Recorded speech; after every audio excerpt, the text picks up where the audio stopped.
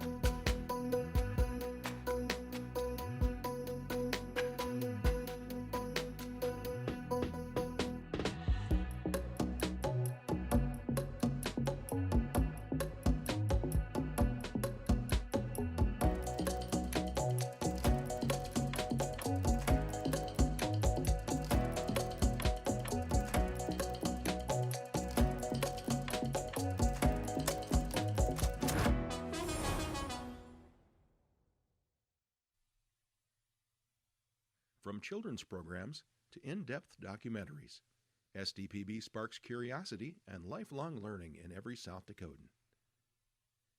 SDPB. Good, useful, and full of wonder.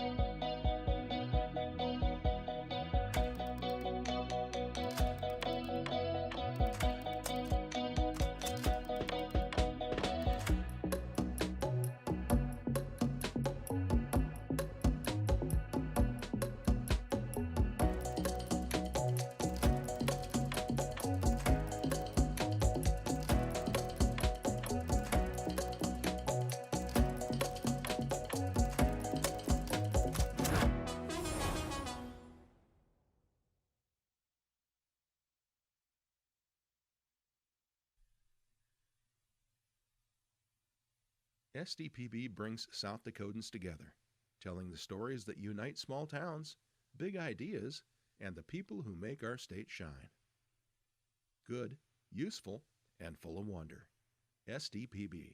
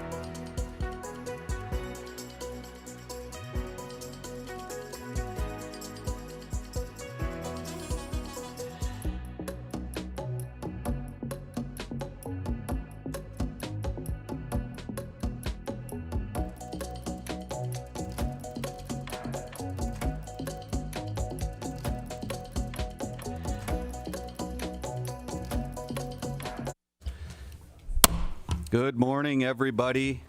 House State Affairs for this beautiful Monday will now come to order. I would ask everyone to please take a seat, have your phones turned to silent. If you plan on testifying today, please make sure you sign in at the back of the room, and if you have handouts, please have the pages, distribute them to the committee members. If you're a lobbyist, please make sure you're wearing your badge and that it's clearly visible. If you're wearing a hat, please remove it when you come and testify. Welcome to those joining us online. If you need to contact us, our committee contact information is on the LRC website. Our email address is housestateaffairs@sdlegislature.gov. Finally, a reminder that all testimony and all questions should be addressed this morning through the chair. At this time, I would ask the secretary to please call the roll. Representative Spa-Mueller. Here. Emery. Excused. Gosh. Here. Hanson. Here. Healy. Here. Heineman. Here. Jameson. Here. Lems. Here. May. Here. Reich excused. Schaefbauer. Here. Overwig. Here. Otenbach. Here. We have a quorum, Mr. Chairman. Thank you, Madam Secretary. We do have a quorum. At this time, the chair will entertain a motion to approve the minutes of our last meeting. Motion by Hanson, second by Jameson. Those in favor of approving the minutes say aye. Aye. Those opposed, no. The minutes are approved. At this time, I would ask our pages to please come up to the microphone, introduce yourselves, state where you're from, and briefly mention any future plans. Come on down.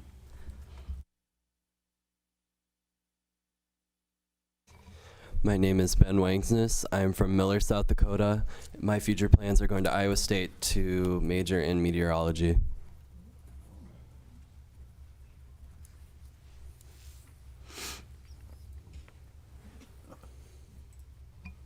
My name's Cooper Falkenhagen. I'm from Sully Beats High School, and I plan to attend Mitchell Tech in construction and play football at DWU. All right. Thank you guys for being here this morning. Are there any personal privileges from the members this morning? Okay, hearing nothing, then let's talk briefly about our agenda. We have 5 bills. We're going to take them in order. We're going to allot 8 minutes of testimony per side to try to make sure we get through everything on time. Please feel free to make it even shorter than that. And so with that, we're going to jump into our first item for today, which is Senate Bill 17, prohibit a candidate or political committee from accepting contributions or loans made by a foreign national, to provide a penalty therefore, and to declare an emergency. We'll take proponent testimony at this time. Welcome, Mr. Attorney General. Good morning, Mr. Chairman, committee members. Marty Jackley, South Dakota Attorney General. This is an election integrity bill. It tries to bring us in line with federal law as it relates to certain candidate contributions. I want to start with thanking Representative Reimer for her work with the Attorney General's office on this bill. This bill seeks to amend existing statute 12-27-21 to include a foreign national. When you look at the existing law, the legislature said that a candidate or political committee may not accept any contributions or loans from certain entities, the state, the federal government. I would mention that that statute talks about a political committee. in another statute, 12-27-117 defines a political committee, and it's pretty comprehensive. It includes a candidate, a political action committee, a political party, and a ballot committee. Basically, it would add a foreign national, which is defined by federal law under 52 U.S.C. section 3012B. And really what that section defines is in two-part what a foreign national is. It is a foreign principle defined under federal law, except that term foreign national shall not include any individual who is a citizen of the United States, or number two, an individual who's not a citizen of the United States or a national of the United States, as again defined by federal law, and is not lawfully admitted for permanent residence as defined by federal law. The additional requested changes in the bill are to the penalty, and that penalty would apply not just to a foreign national, but it would apply to any candidate or political committee that knowingly and intentionally takes money from any one of the listed 7 areas, and it would change it from a Class 2 misdemeanor to a Class 1 misdemeanor. So it would still be a misdemeanor, but a higher level misdemeanor, so it would be up to a year in jail. And then if that activity is repeated, it would ultimately rise to the level of a felony. The last change would be so that it would apply to this upcoming election. We would request an emergency component to that. Mr. Chairman, I'll make myself available for questions at the appropriate time. Thank you. Thank you. Any other proponent testimony here this morning?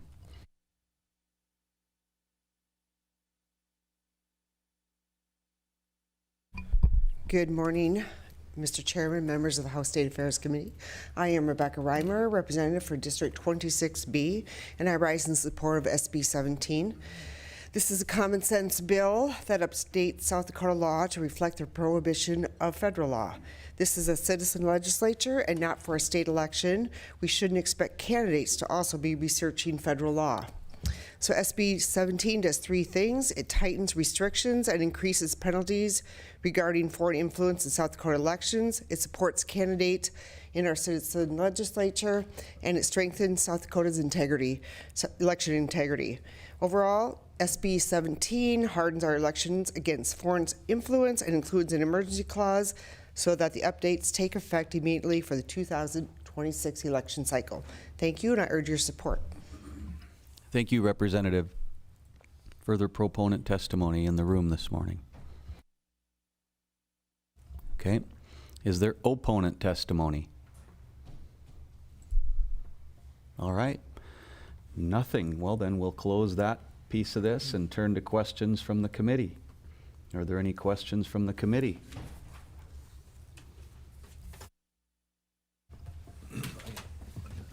Representative Overweg. Thank you, Mr. Chair. For the Attorneys General, please.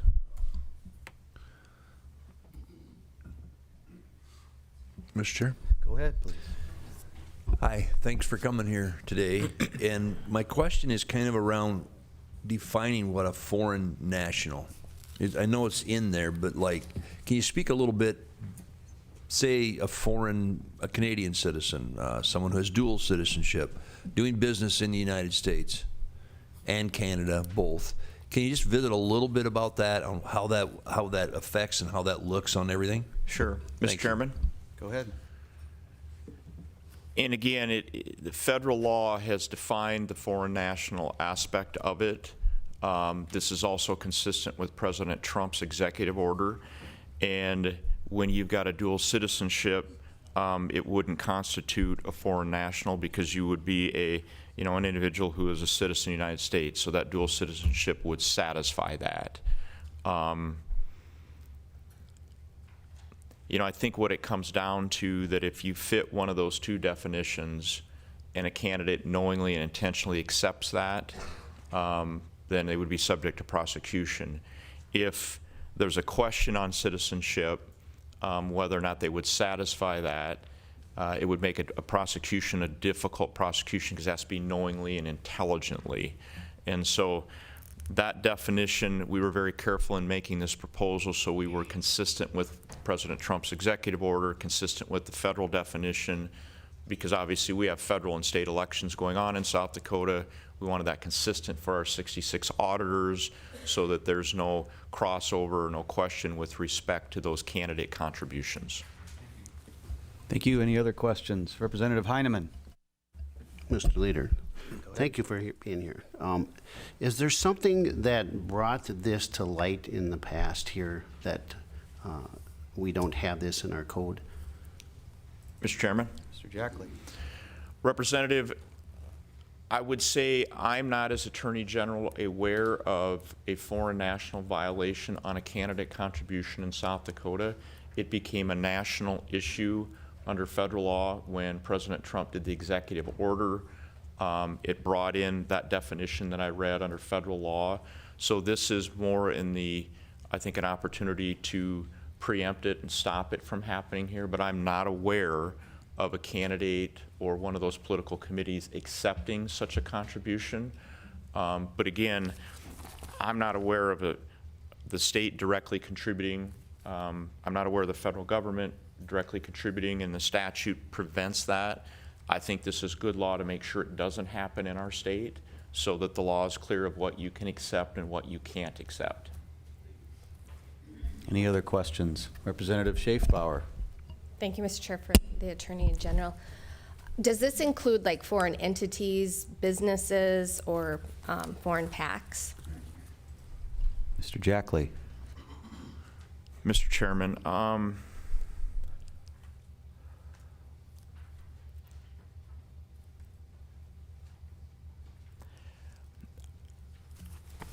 I would say the answer to that is it talks about a foreign national. When you look at the definition of a foreign national, it talks about a foreign principal, and it also talks about an individual. So if somebody satisfies being a principal or based upon their involvement in that entity as an individual, it could.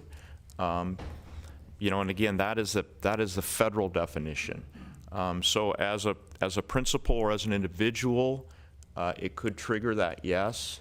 It isn't as encompassing as I think the question begs. But again, I would urge this committee, this is consistent with federal law, and I think we should keep our laws consistent with federal law. Any more questions? Alrighty, then we'll move to committee discussion and or action. Representative Gosh. I'll move due pass. Motion by Gosh, seconded by Hanson is due pass. Any discussion? Okay. Then the motion being due pass, I would ask the secretary to please call the roll. All in favor will say aye. Those opposed, no. Representatives Baumüller, Aye. Emery excused, Gosh. Aye. Hanson. Aye. Healy. Aye. Heineman. Jamison. Aye. Lems. Aye. May. Reich excused, Schaefbauer. Aye. Overwig. Aye. Altenbach. 11 ayes, 2 excused. Thank you, Madam Secretary. After receiving a majority of members-elect, the due pass motion passes. Senate Bill 17 goes to the floor with a due pass recommendation and could be on consent. Or does it have an emergency? Nope, can't be on consent. All right, goes to the floor with a due pass. Is there anybody on the committee that would like to be the, well, that'd probably be Representative Reimer. Yeah, okay. All right, let's move on to Senate Bill 133, provide additional legislative oversight of rulemaking. 8 minutes per side. Is there any proponent testimony? Thank you, Mr. Chair and committee. State Representative Al Nordstrom from Aberdeen District 3. As I was sitting thinking, what do I say about this morning? What came to my mind is, and some of you on this committee will remember Roger Hunt. He was a legend in the legislature. 25 years ago, he railed against, repeatedly, the promulgation of rules. And he was very wise to do that. And what this bill does is it makes it more transparent, the rules. As many of you, as you become first-time legislators, you think there's laws and you think that's the end game. Well, there's rules too, and rules can be more important. Basically, we've got a lot of good testimony beyond me today, so basically the quick introduction is this is a good bill to increase transparency in the rules process. With that, I'll stand down. Thank you. Thank you. Any other proponent testimony for Senate Bill 133?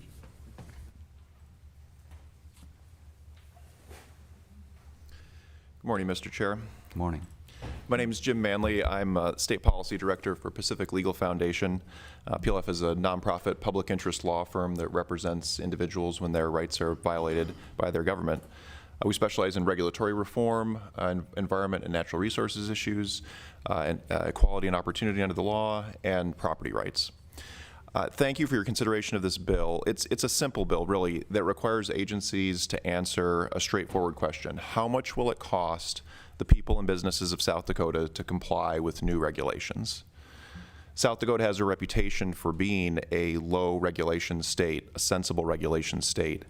This bill puts meat on that promise, and it empowers the legislature to provide effective oversight of rulemaking by giving the Interim Rules Review Committee the information that it needs to do effective oversight, which is that basic question: how much is this regulation going to cost? What are the benefits of enacting this regulation? And you can't really do effective rules review without that sort of information. Now, one question we get is whether this sort of reform is costly. And there are about a dozen states that do this sort of cost-benefit analysis. And one of the states that we look to most directly, because they have the most recent experience with enacting a program like this, is Virginia. In 2022, Governor Youngkin directed that all regulatory actions be reviewed under a cost-benefit analysis. So they reviewed about 1,100 actions per year over the last 4 years. And they were able to do that without hiring any new staff for any agencies. It's not too expensive to do this sort of review, and frankly, if it is too expensive to review the cost of these rules, it's probably too expensive for the public to comply with them as well. So I'll end my testimony there and urge you to give this a do pass recommendation. This is part of a national trend, and South Dakota will be in good company with other sensible regulation states in enacting this sort of cost-benefit analysis reform. Thank you. I'm happy to answer any questions. Thank you. Any other proponents? Mr. Chair. Good morning. Thank you, members of the committee. I'm Jennifer Beving, registered lobbyist for Americans for Prosperity, and I'm here in support of this RAINS-style reform. You may have heard RAINS mentioned at the federal level. It is a push to get this through also at the federal level, so if you hear me refer to it that way. As the previous testifier said, we are a low regulatory burden state, and we want to ensure that we keep it that way. What this bill does, it's an optimization tool for the Rules Committee and for the legislature. Gives lawmakers, you guys, stronger control over the most expensive rules that hit South Dakotans the hardest. It requires an economic show your work review for permanent rules. Before an agency proceeds, it must prepare a regulatory impact analysis, which includes the need for the rule, legal basis, alternatives, and most importantly, I think, a cost-benefit analysis. Indirect costs, opportunity costs, and impacts on small businesses. It makes transparency real for the people of South Dakota and usable. The agencies must publish their analysis. It defines and flags major rules, so the most expensive rules that are going to cost South Dakotans the most will be defined there. It creates the consequences for those rules. So for a major rule, the Interim Rule Committee can send it back or revert it. You guys, the legislature, would get an opportunity to review that and make sure that it made the most sense for South Dakotans in that case. We support this. AFP believes in limited government, transparency, and accountability. This bill strengthens all three of those. It doesn't stop agencies from doing their jobs. It gives legislators better information, more leverage to be responsive to their constituents if constituents are flagging problems. And it protects South Dakotans from major regulatory costs that haven't been fully vetted. So with that, we'd ask for a yes on Senate Bill 133. Thank you. Thank you, Ms. Beving. Further proponent testimony? Got about 3.5 minutes left. Good morning, Mr. Chair, committee members. John Katilink with the Governor's Office. We asked for your favorable support in Senate Bill 133. The Governor's Office worked with the sponsors on this piece of legislation, and in the interest of time, I'm just going to say a me too. So please support Senate Bill 133 as amended. Thank you, sir. Any other proponents? Any opponents? Okay, then hearing nothing, we'll turn to committee questions.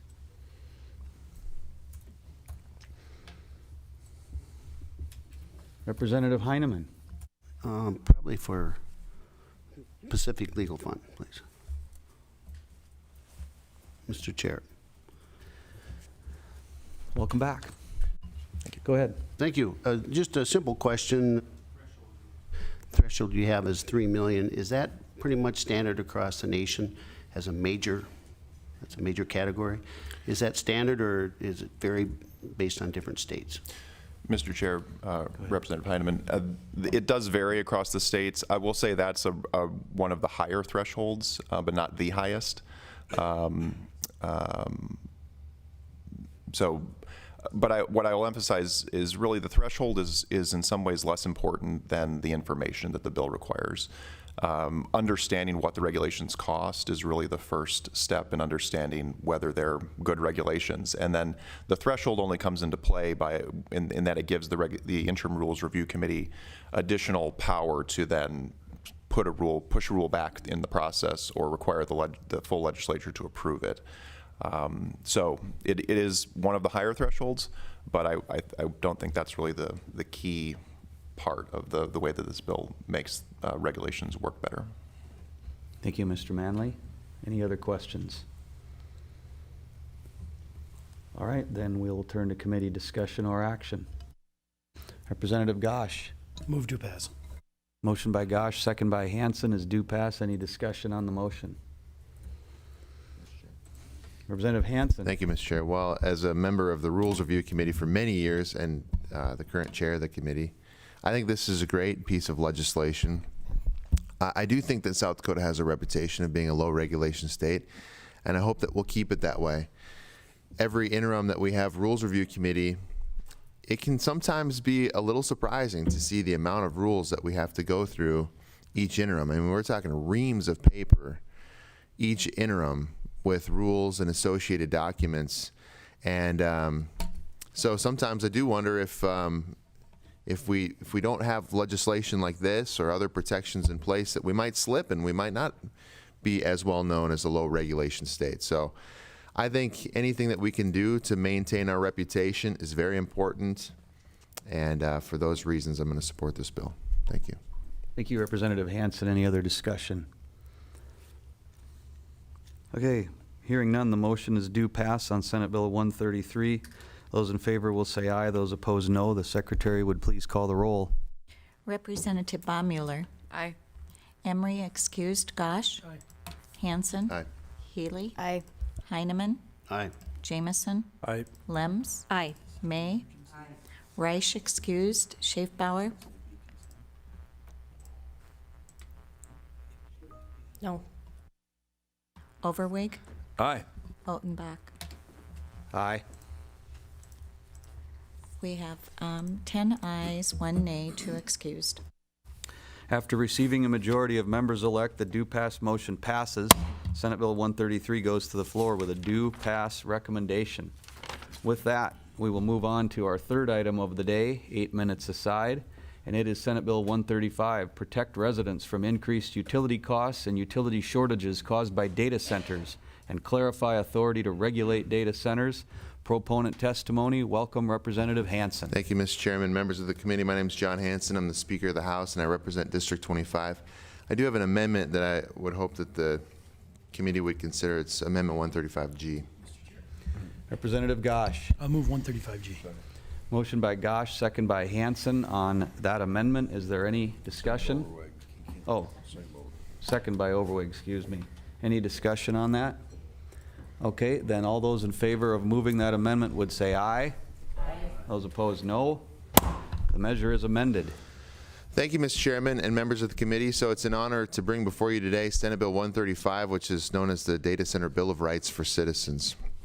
And this really can be categorized in now three different areas of protections for people in our state. And the first is to make sure that ratepayers, people who are paying electricity bills, aren't sacked with higher utility bills due to the presence of a data center in their community.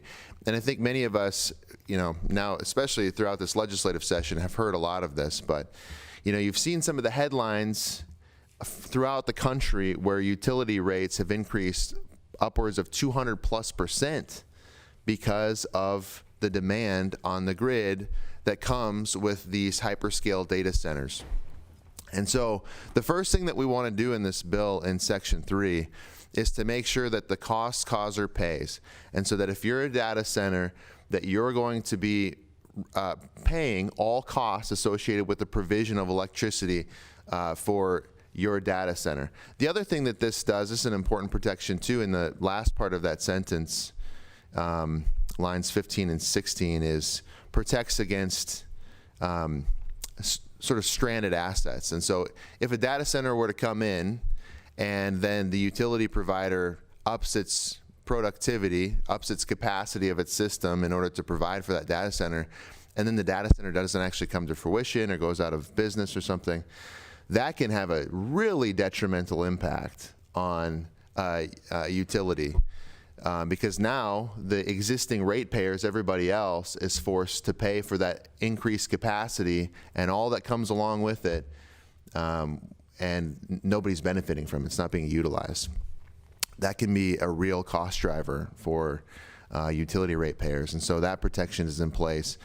In Section 4, it ensures that local governments will have the ability to say no or to have a say when it comes to data centers, and that the state isn't going to come in with a big top-down approach and tell them what they can and cannot do when it comes to locals and their rights. And then finally, the last sections are for water consumption.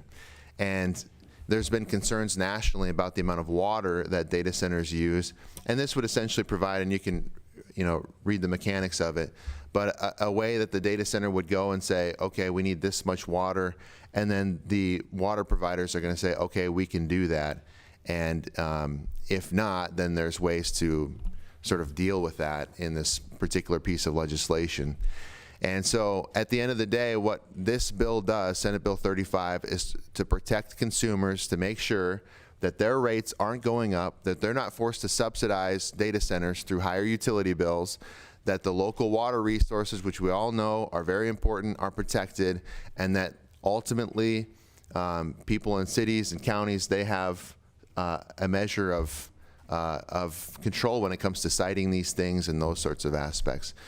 There was one additional aspect of this that was in an earlier version of this bill, and that was to protect taxpayers from being forced to subsidize data centers through tax write-offs at the state level. Frankly, that was amended out of the Senate version, and I think in part because we've really dealt with that question on other pieces of legislation, and we've really, so far throughout the session, made the decision as a legislature that we're not going to provide those subsidies at the state level, and so that's really just not a necessary component of this bill anymore.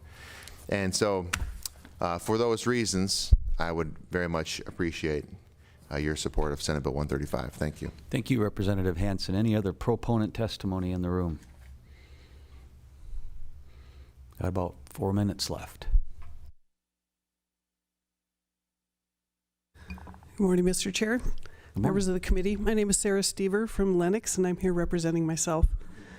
I'm asking you today to support SB 135. It addresses the two chief concerns that citizens express most often when I'm talking to them about hyperscale data centers. That's the amount of water consumed and the cost of the electricity.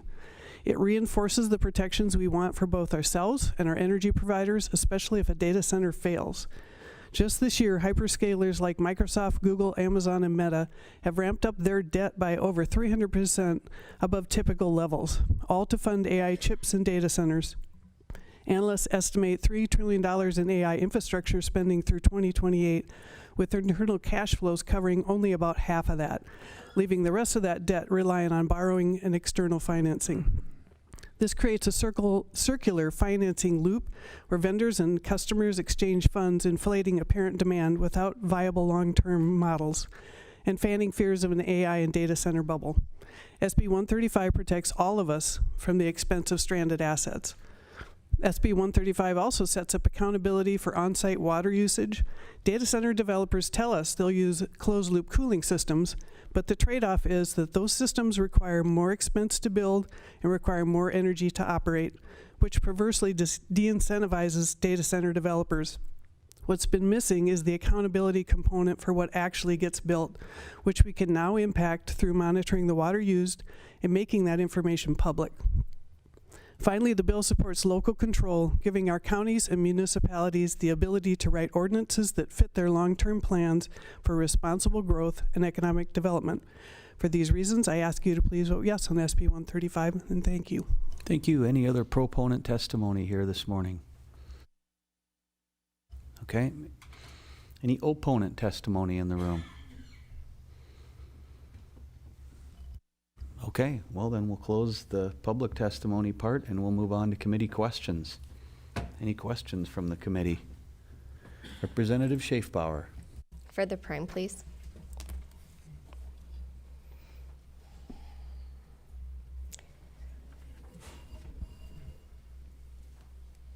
So you crossed off lines, thank you, Mr. Speaker.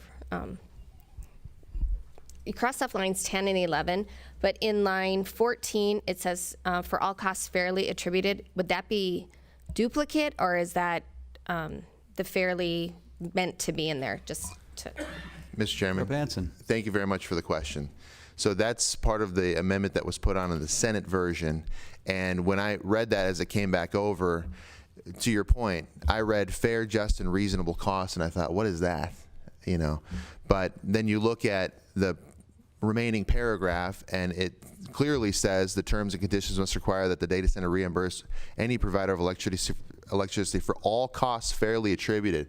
I just think that's a much more clear standard, and so not only is it duplicative, but also the standard that we're leaving is just a much more clear standard for providers of electricity to apply.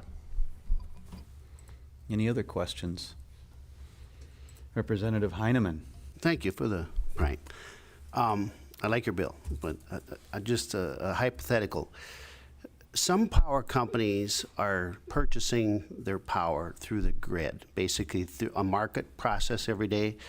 The one up in Ellendale, I think they testified that they purchased 25% of their power to provide service to Ellendale through the grid market.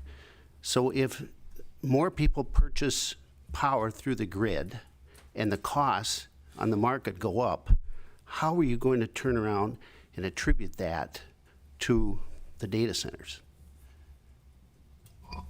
Representative Hansen. Thank you, Mr. Chairman. Well, that's a good question, and I think maybe a question that probably, you know, somebody maybe from the PUC would have a little more experience in doing that, could clearly articulate to you, and I could certainly follow up with you on that. But I think in terms of the requirement in this legislation, I think it's pretty clear.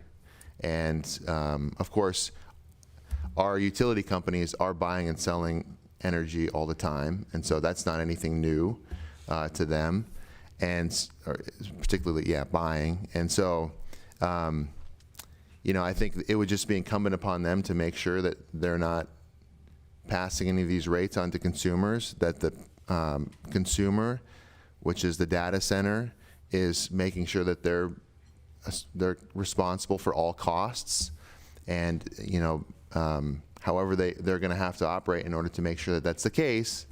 Well, they're going to have to do that under this legislation. Any other questions?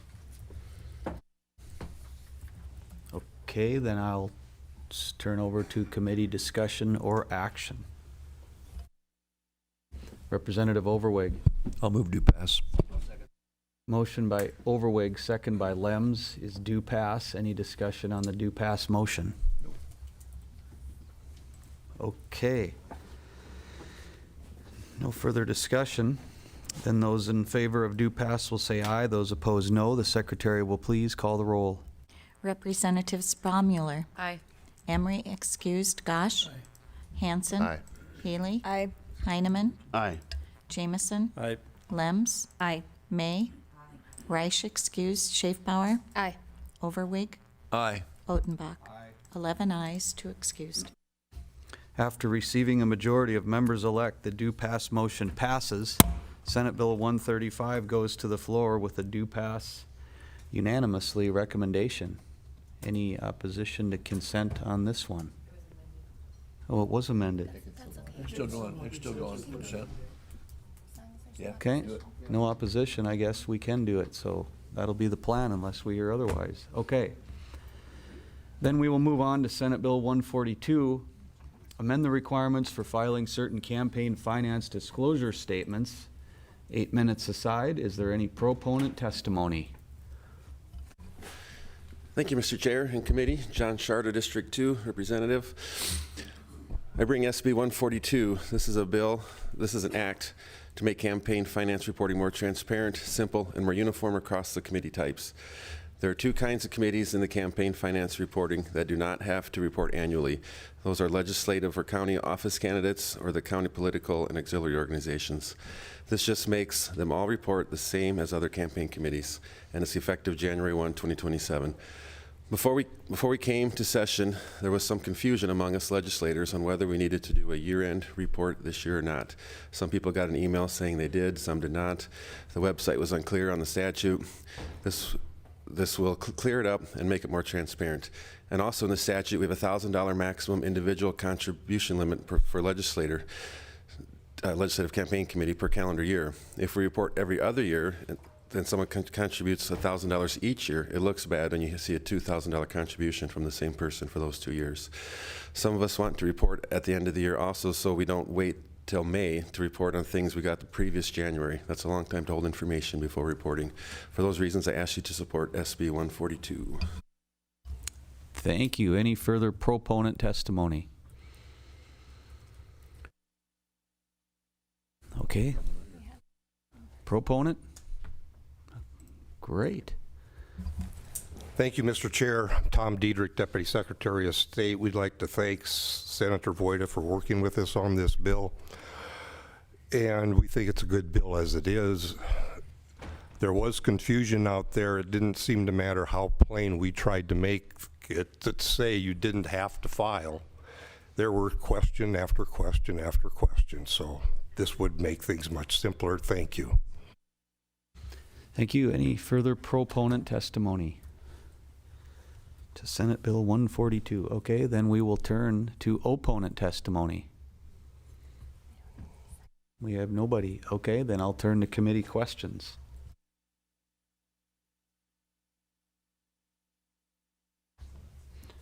Hearing no questions, I'll turn to committee discussion and or action. Representative Gosh. Move to pass.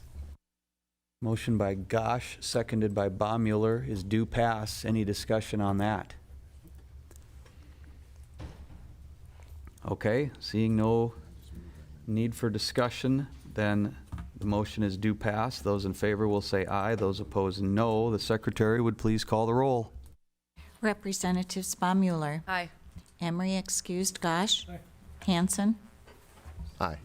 Healy. Aye. Heineman. Aye. Jamison. Aye. Lems. Aye.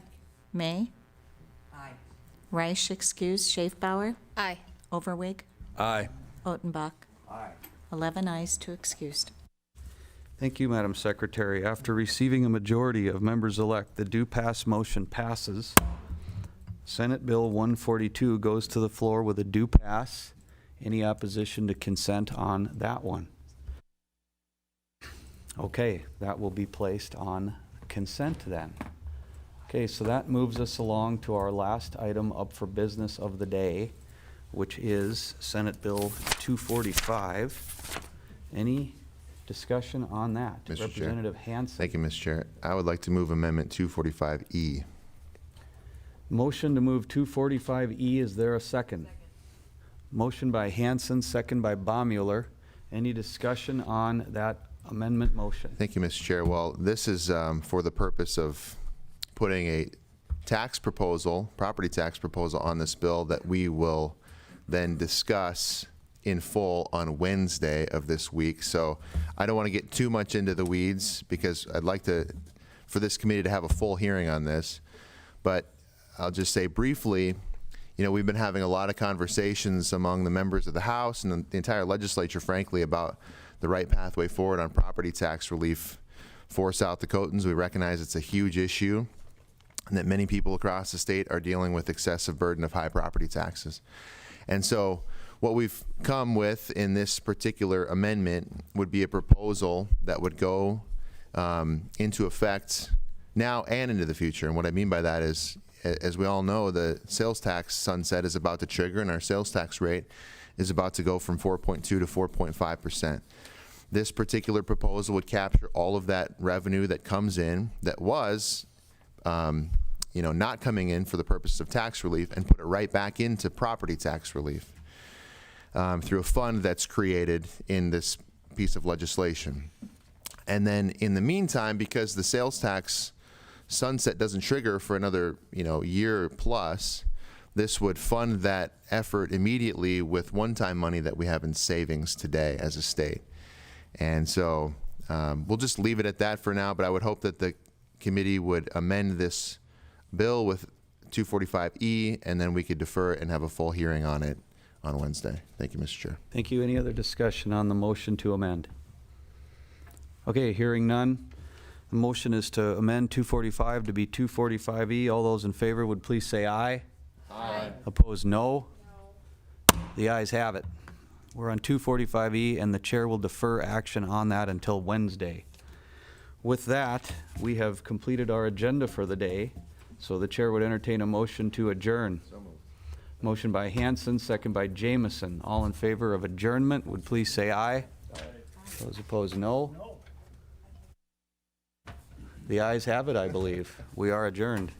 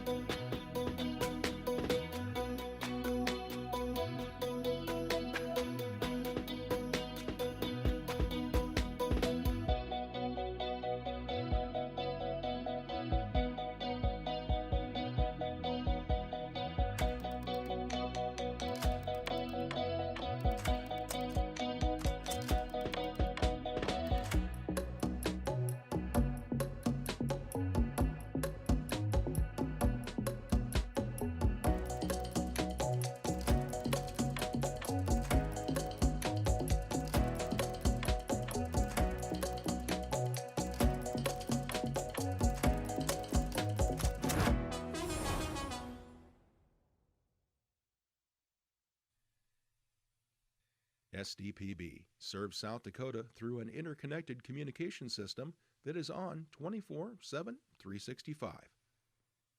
The first place for Amber Alerts, public safety announcements, and EAS messages. SDPB keeps public servants and citizens informed. Good, useful, and full of wonder. SDPB.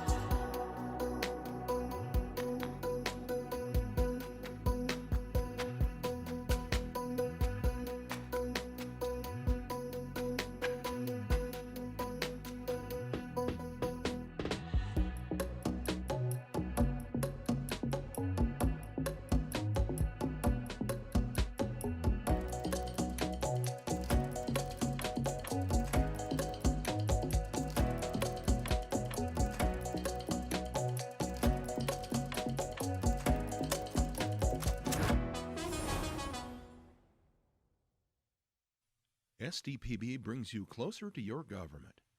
With gavel-to-gavel coverage of the South Dakota legislature and in-depth reporting from peer. Good, useful, and full of wonder. SDPB.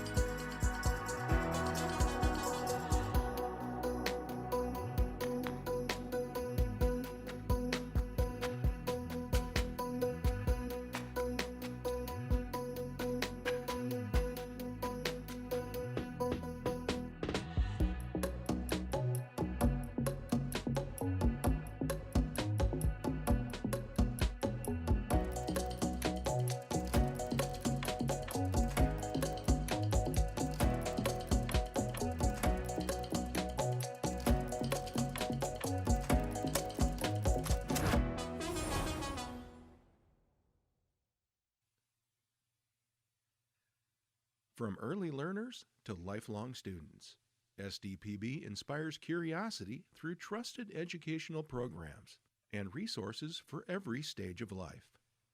Good, useful, and full of wonder. SDPB.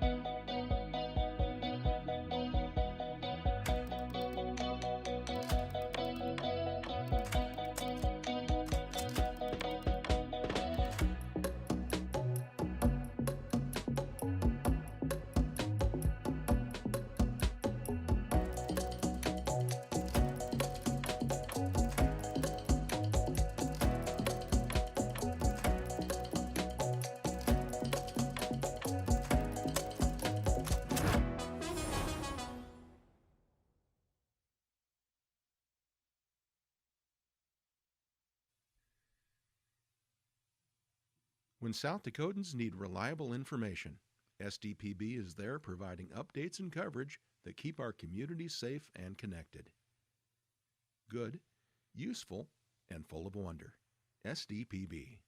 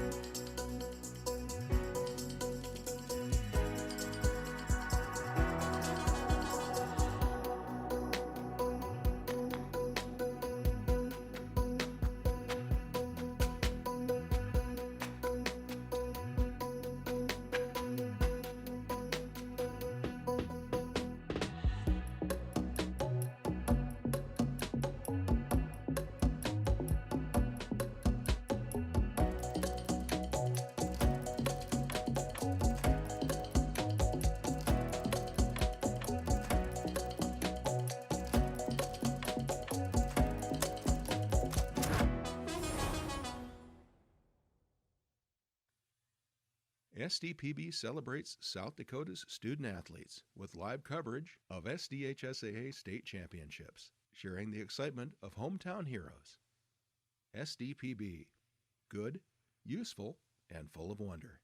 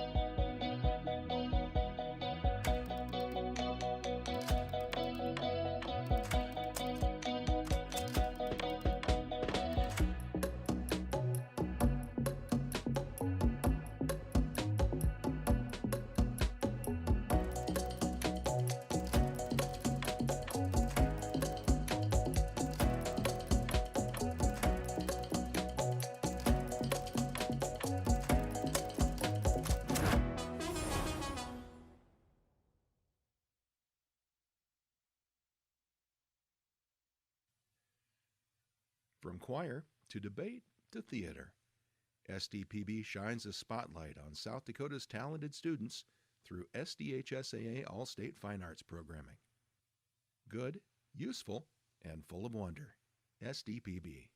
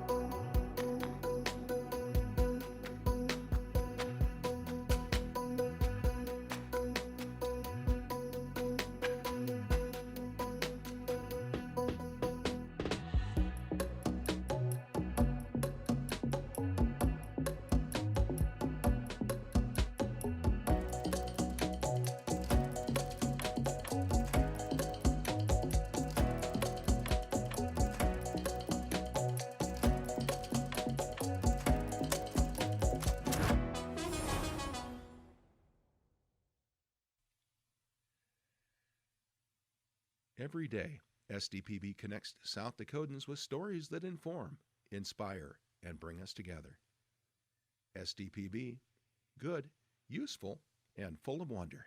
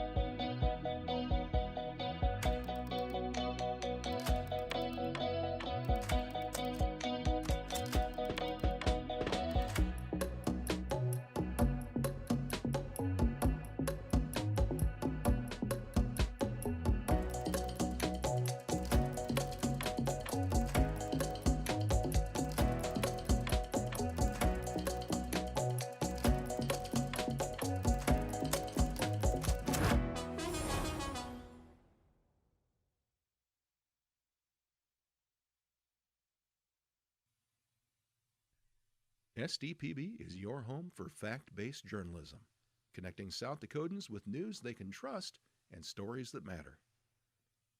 Good, useful, and full of wonder. SDPB.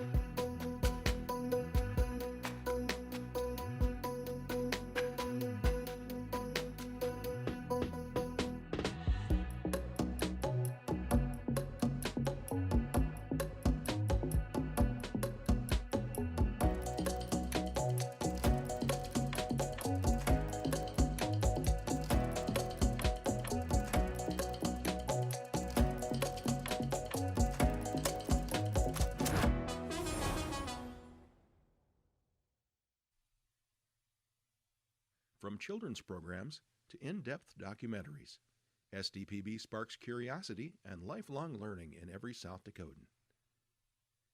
SDPB. Good, useful, and full of wonder.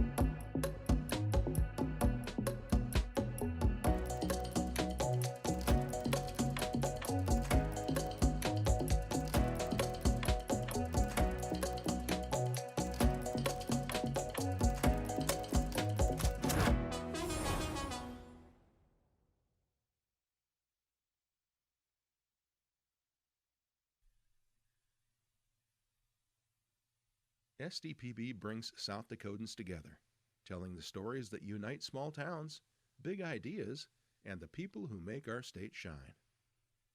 Good, useful, and full of wonder. SDPB.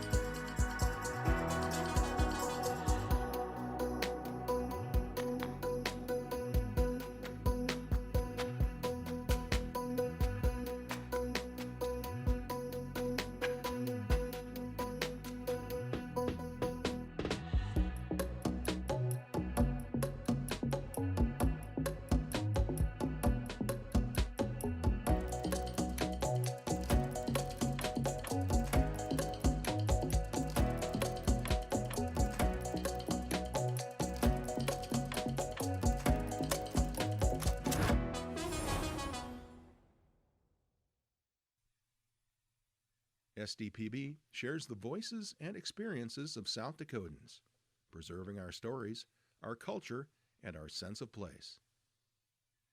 SDPB, good, useful, and full of wonder.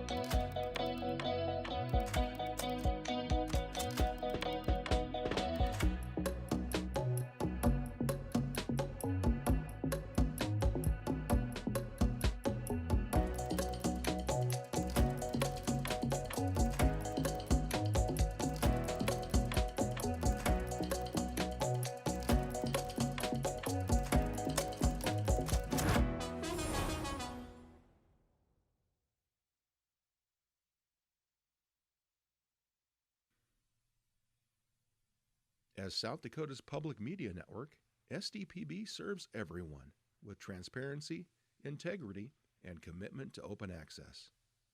Good, useful, and full of wonder. SDPB.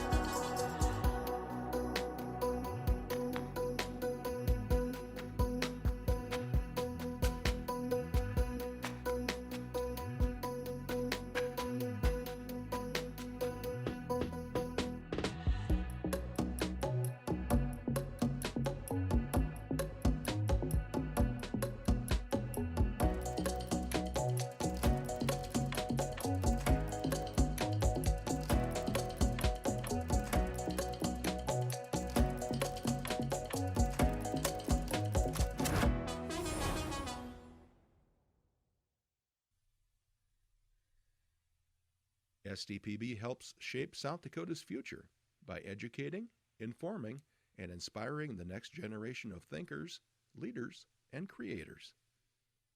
SDPB. Good, useful, and full of wonder.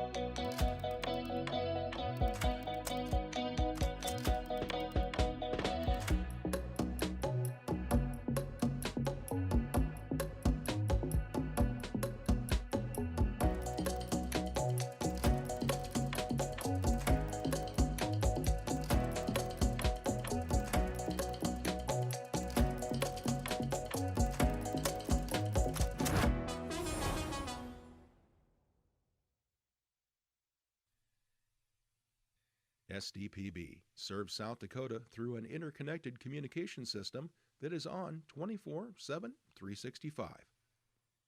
The first place for Amber Alerts, public safety announcements, and EAS messages. SDPB keeps public servants and citizens informed. Good, useful, and full of wonder. SDPB.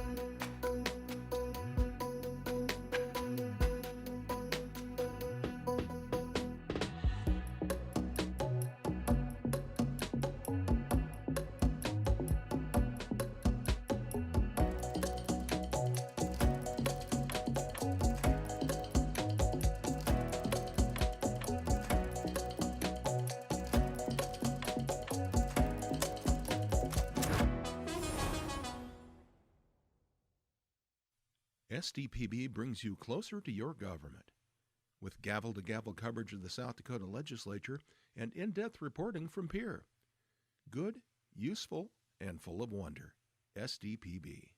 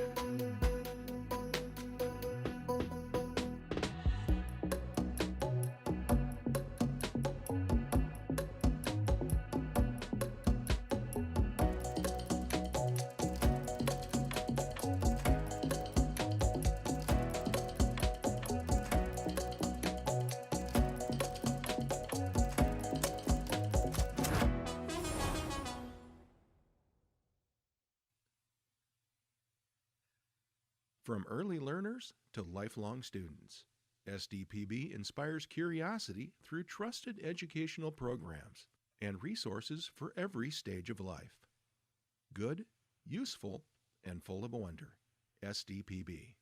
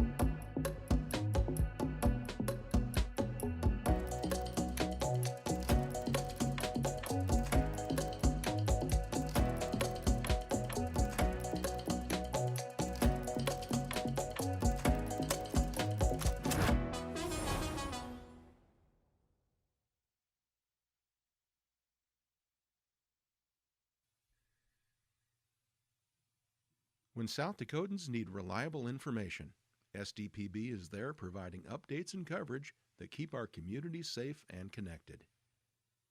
Good, useful, and full of wonder. SDPB.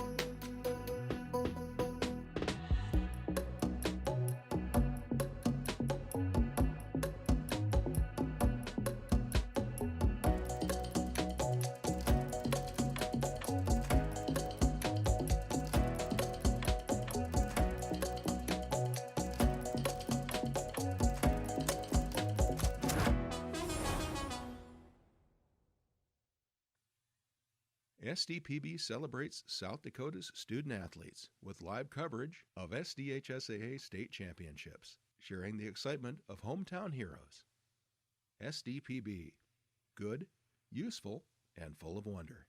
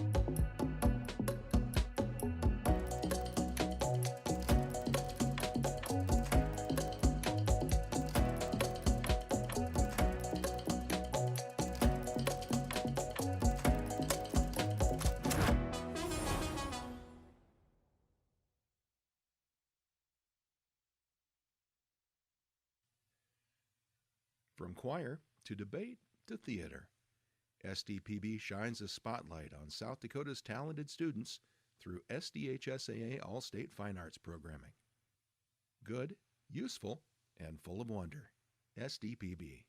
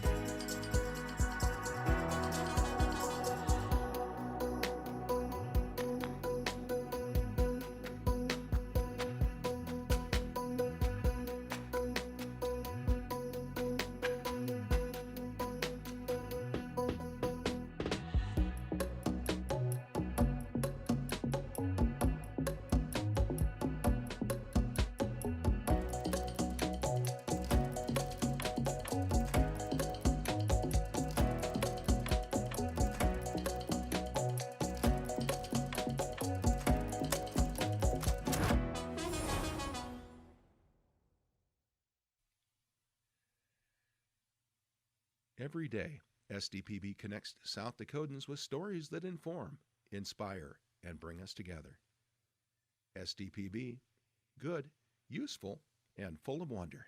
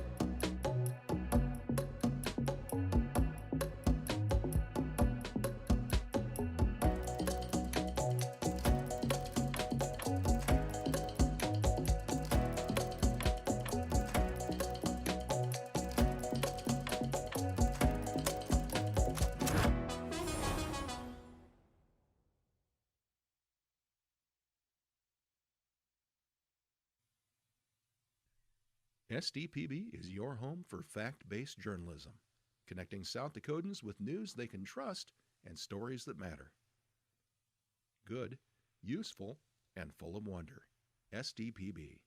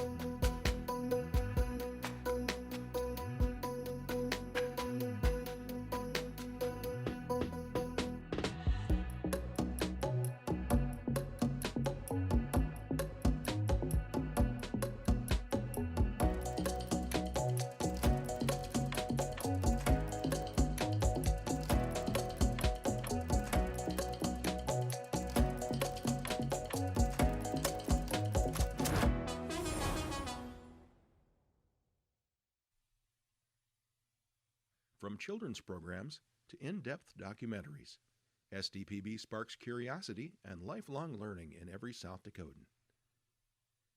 SDPB. Good, useful, and full of wonder.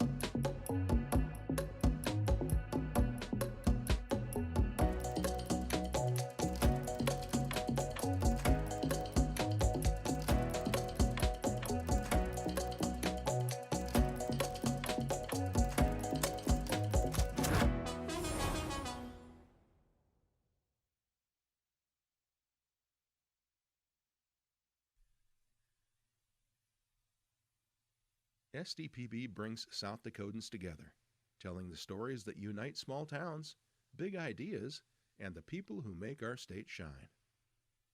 Good, useful, and full of wonder. SDPB.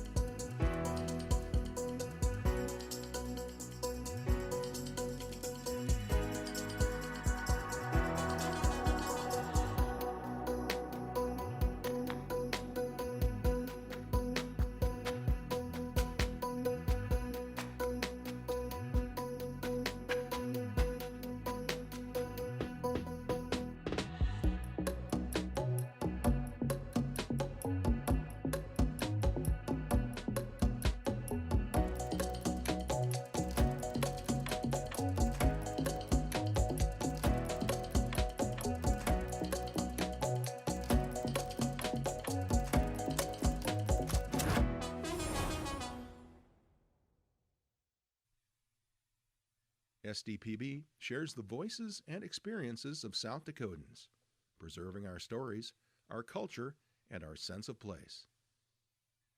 SDPB, good, useful, and full of wonder.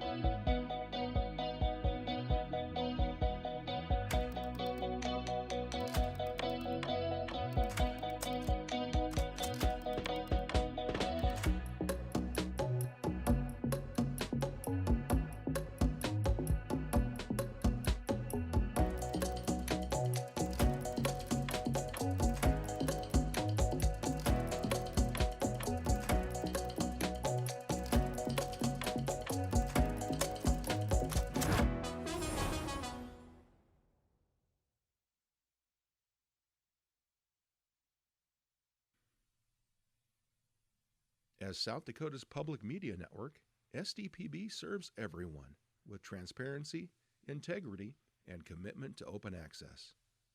Good, useful, and full of wonder. SDPB.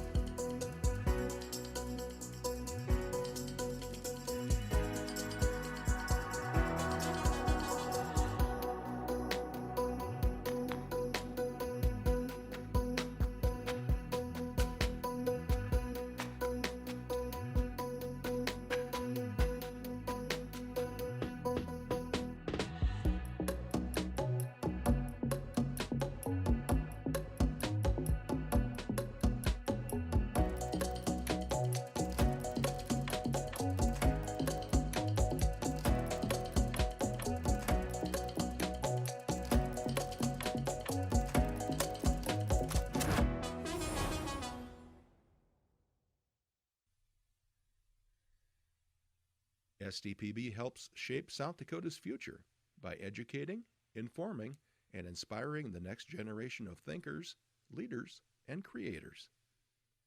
SDPB. Good, useful, and full of wonder.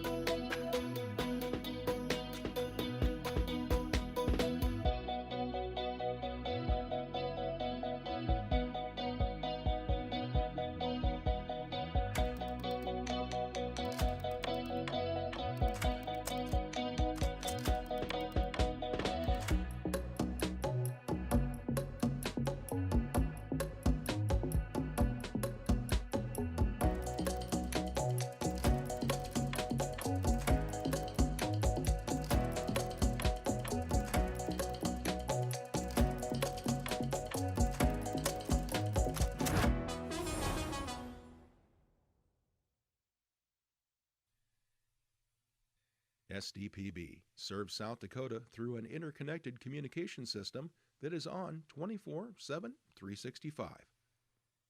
The first place for Amber Alerts, public safety announcements, and EAS messages. SDPB keeps public servants and citizens informed. Good, useful, and full of wonder. SDPB.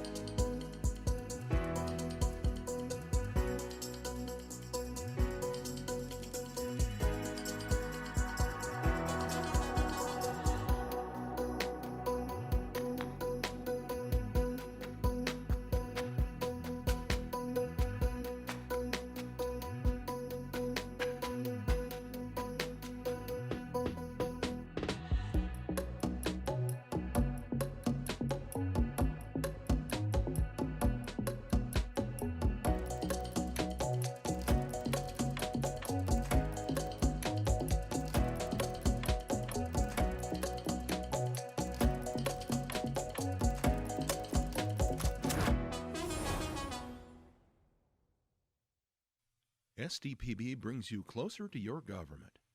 With gavel-to-gavel coverage of the South Dakota legislature and in-depth reporting from Peer. Good, useful, and full of wonder. SDPB.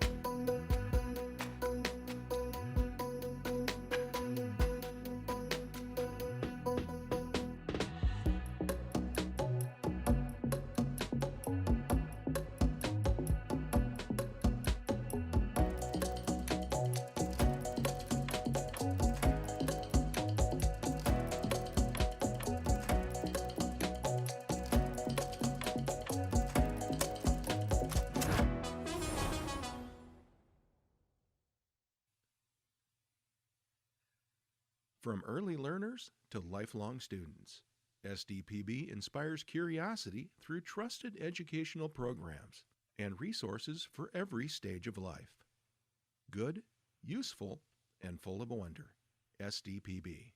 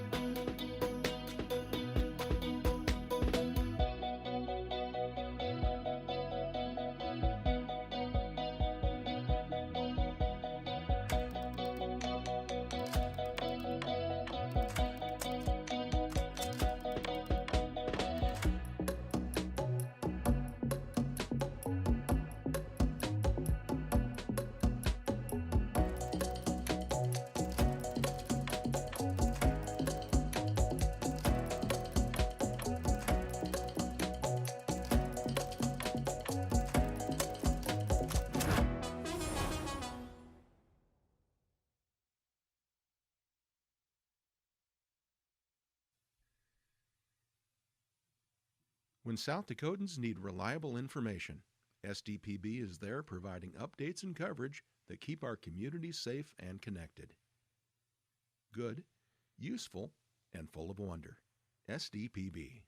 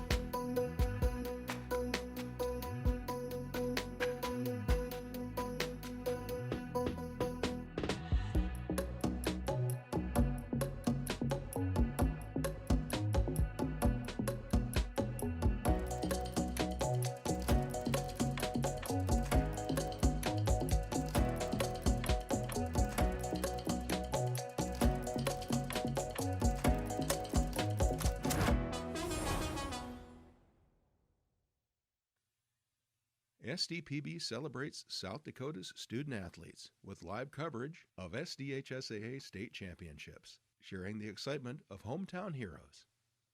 SDPB. Good, useful, and full of wonder.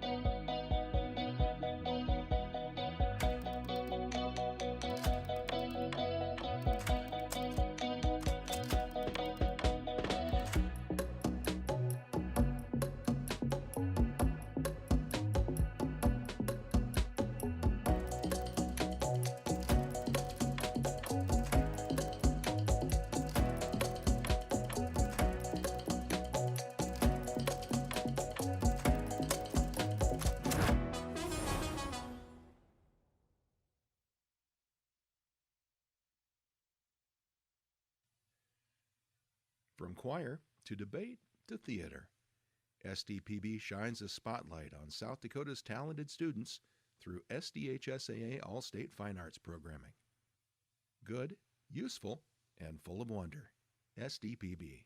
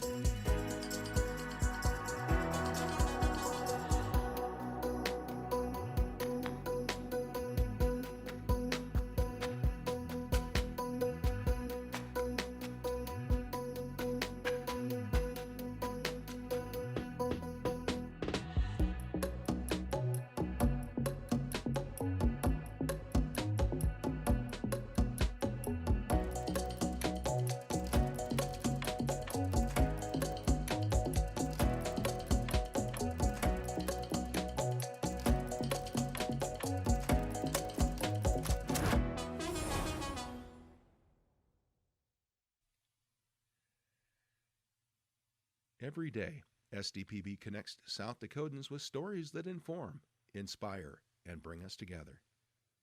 SDPB, good, useful, and full of wonder.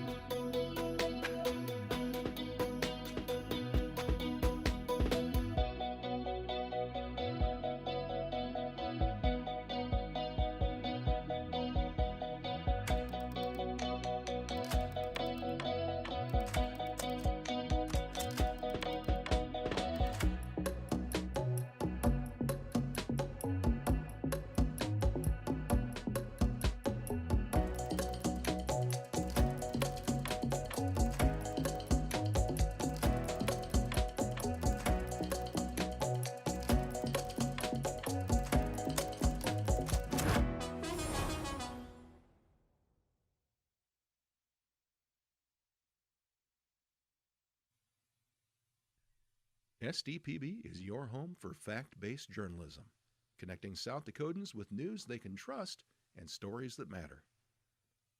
Good, useful, and full of wonder. SDPB.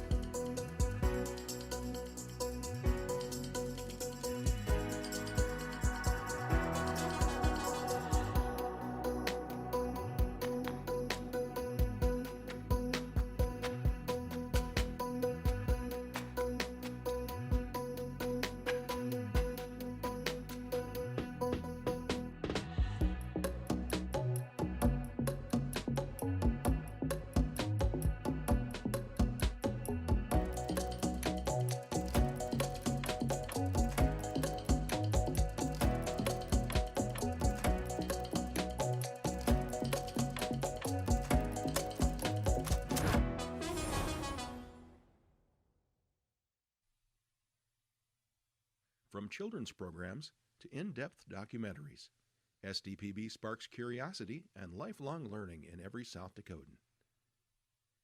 SDPB. Good, useful, and full of wonder.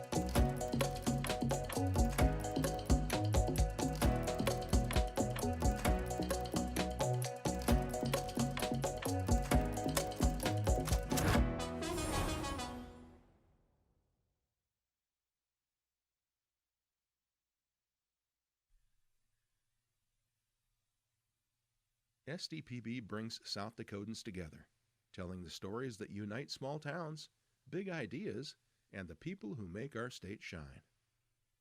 Good, useful, and full of wonder. SDPB.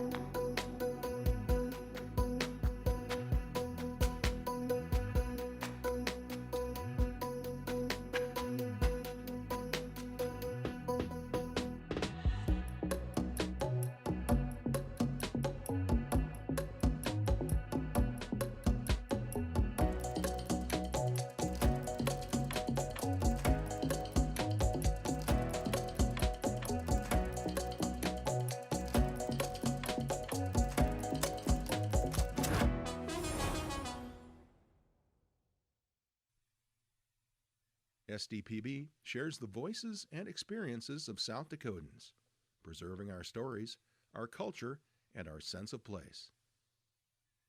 SDPB, good, useful, and full of wonder.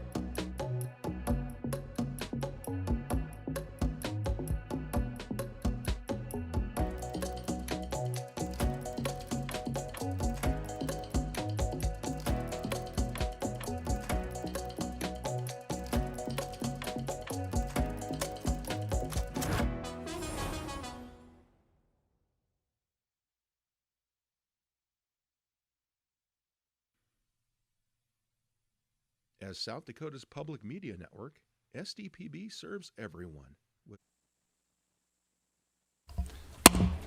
Good morning. We're going to call the committee to order. We have a quorum present at this time. I'd like to welcome everybody here. Please find a place to sit and make sure your phones are silenced. If you plan to testify on a bill, make sure that you sign in the back. If you need help with that, one of the pages can assist you in that manner. If you're listening online and plan to testify, please be sure to introduce yourself each time, and please be sure to sign in, which you can do remotely. So at this time, I will ask the secretary to please call the roll. Senator Dybert. Good morning. Jensen. Here. Carr, excused. Kolbeck, excused. Larson. Here. Pischke. Good morning. Voigt. Here. Perry, excused. Milhoff. Here. Mr. Chairman, we have a quorum. Excellent. At this time, I'd entertain a motion to approve the minutes. Moved by Larson, second by Jensen. All in favor say aye. Aye. Minutes are approved. So we have 5 bills up. We're going to have to move pretty quick today. I'm going to try to be very efficient with time. But we will take a little bit of time to have our pages come forward and introduce themselves. So if you just tell us who you are, what your plans are, where you're from, things like that. Good morning. Good morning. My name is Joshua Brandt. I'm a senior at Mitchell Christian, and my plans for the future are unknown at this current moment. Good morning. My name is Levi Atkins. I go to Will Lake High School. I'm a senior, and my plans after high school are to major in elementary education at Northern State University. Excellent. Well, thanks for being here to help us out this week. If anybody has materials that they want to distribute to the committee, please work through the pages to do that. So at this time, we'll start. First up, we have House Bill 1275, which is an act to create requirements for age verification and parental consent for application stores and to provide a penalty therefore. So we will allow 12 and a half minutes proponent and 12 and a half minutes opponent testimony on this bill. And we will begin with proponent testimony. Welcome, Senator Peterson. Thank you, Mr. Chair, members of the committee. State Senator Sue Peterson, District 13, Sioux Falls. Today you have a bill before you that enforces a very simple concept. Kids cannot sign contracts. This is how we operate in the physical world, and we should operate that way in the digital world as well. This bill has passed in 4 different states. The most recent was Alabama, who passed it unanimously. Here's how it would work. When a parent buys a phone for a child, they set the age category for them. They don't give the birthday, just the age range. The phone then knows that it's in the hands of someone who isn't able to consent to legal agreements. So when the child wants to download an application, the download pauses for a moment because the child cannot sign the terms of service that are coming next. Instead, mom or dad's phone gets a notification that says, Mom or Dad, do you, as the legal consenting adults, agree to the terms of service for this application? By enforcing this nuance of contract law, we're putting parents in the driver's seat. For most of us, our phones already have the data they need to confirm we are over 18. For example, anyone who has purchased an app in the App Store has already connected a credit card to their account. Companies have already started complying with this law in some of the states that have passed the bill, and we would like to join the growing list of states that are protecting children this way. There are others who would like to testify, so I will stand by for questions. Thank you. Thank you, Senator Peterson. Further proponent testimony.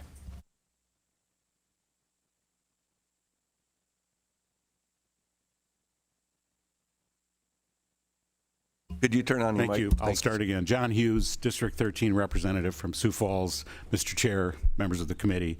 The digital world isn't neutral, and parents deserve clear tools and authority when it comes to what their children download, see, and share. HB 1275 gives parents of minor children a simple, private way to keep their kids safer online. It establishes guardrails at the digital gateway, and that's the key. And as Senator Peterson said, the principle is based upon the idea that before a minor can click agree to an app, which contains the terms of the service contract, there needs to be parental approval. Now, supporters of HB 1275 include our Attorney General, who says he's ready to go after bad actors, Call to Freedom, South Dakota Family Voice, Protecting South Dakota Kids, South Dakota Catholic Conference, Concerned Women for America. In addition, more than 170 child advocacy organizations across the United States, including the Heritage Foundation, the National Center on Sexual Exploitation, the Institute for Family Studies, and more, all support this bill. And as the previous speaker mentioned, 4 states have already passed this legislation. And so we ask that you vote yes on HB 1275 and affirm basic contract law. The kids can't sign contracts without parental approval. Now, I received a letter from a 4th grader who asked me what I did in my free time. And he said, I really like Roblox. And I thought, oh my land, Roblox. This guy's in 4th grade. Well, I Googled Roblox, and it's not a safe place for 4th graders to be. And I wrote him back, and I was tempted to say, you know, I guess as long as your parents consent, that's okay. But then I thought, well, why get into that? I just said you need to make sure you're safe online. But this is what we're dealing with. We're dealing with, and maybe this youngster had parental consent. I don't know, but I'm going to bet and say that he likely didn't. So please support HB 1275. Thank you.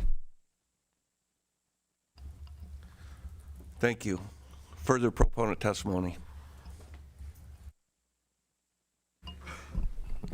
Morning, Mr. Chair, members of the committee, Norman Woods, Family Voice Action.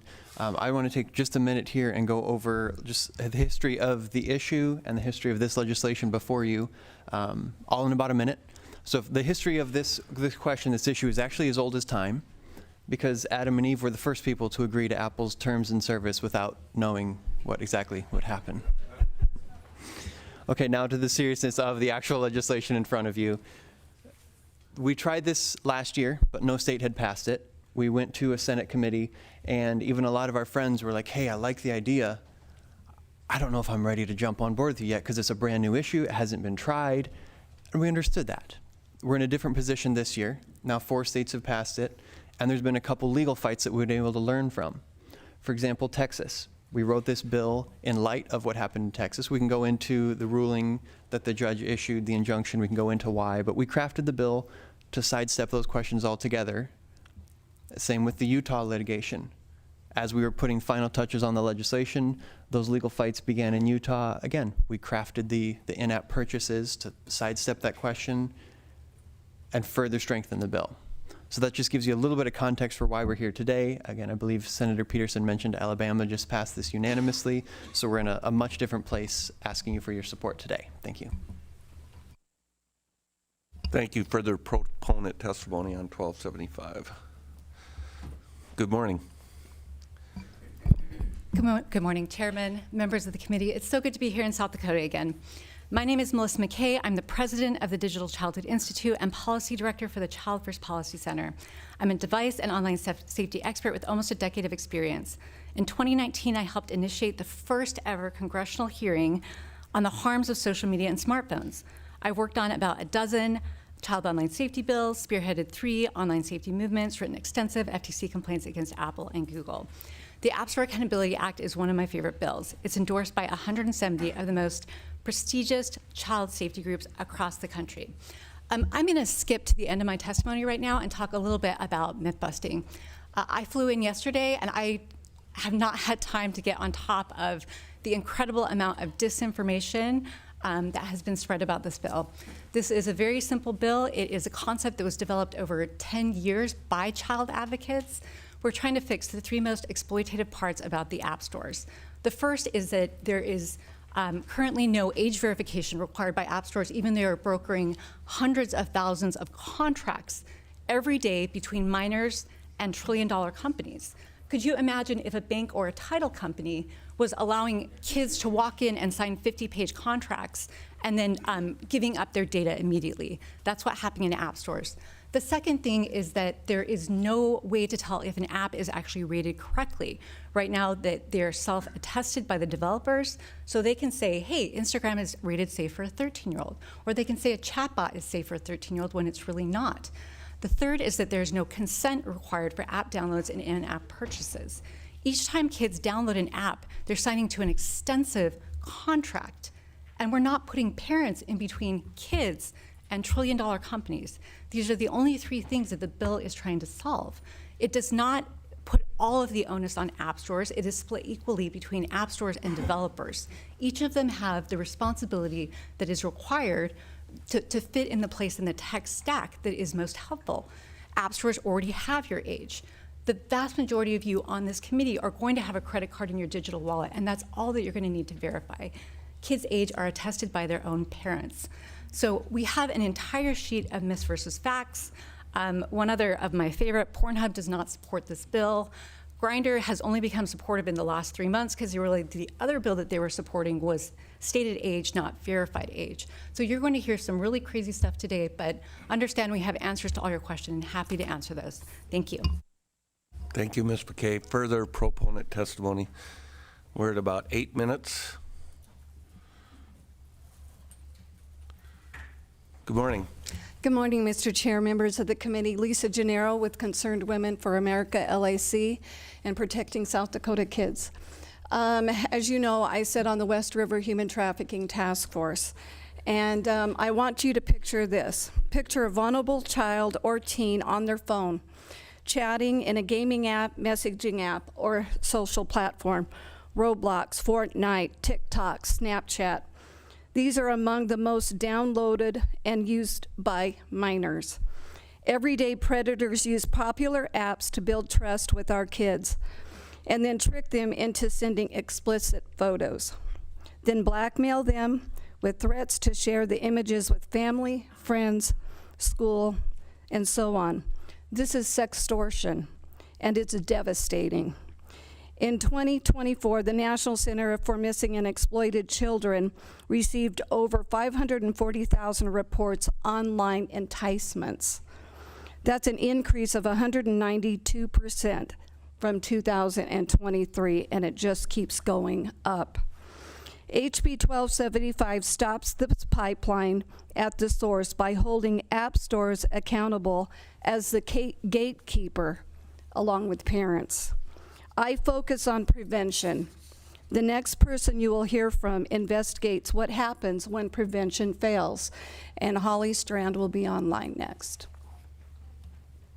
Thank you.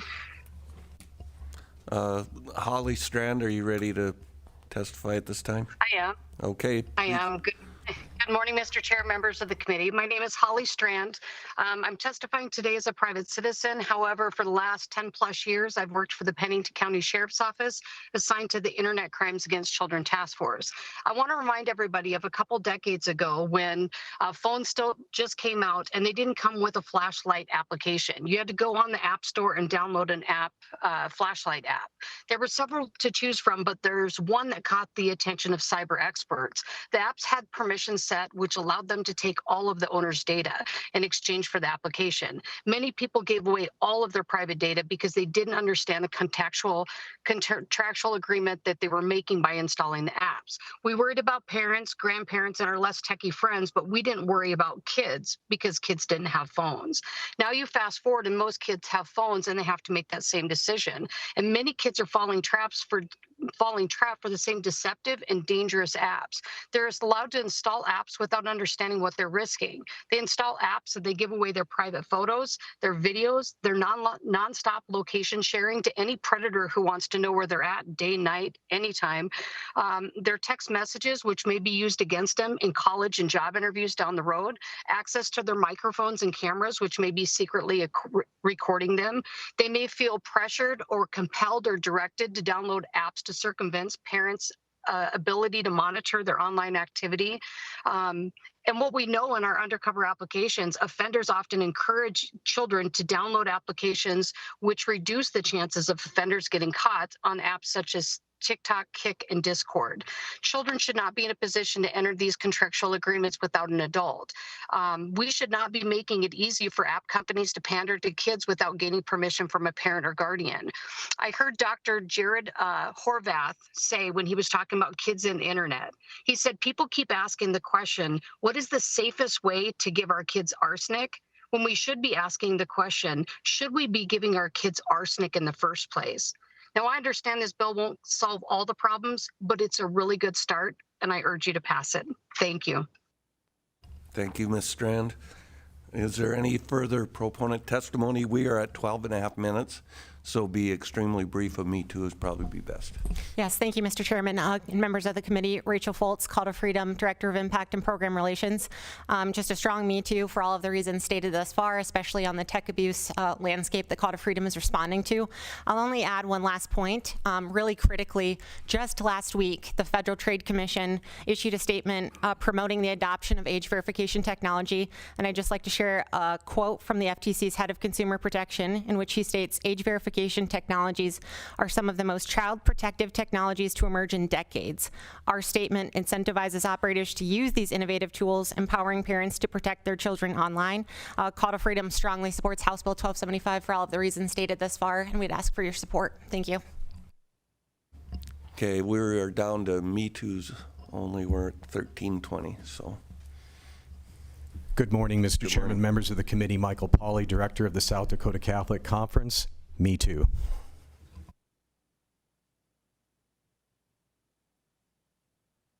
Good morning, Mr. Chairman. Stephen Gamer here on behalf of the Attorney General's Office. We are Me Too. The AG believes in protecting kids and will support what the legislature passes. Thank you. Further Me Too's that want to get on the record. Mr. Chair, members of the committee, Lucy McBride representing myself as have parented here in South Dakota since the 1980s, and I just really appreciate any protection that you can give to parents, so Me Too. And thank you for bringing this bill, and I hope it does pass. Thank you. So at this time, we're at 14 minutes. Excuse me, and we will start with opponent testimony for 1275 now.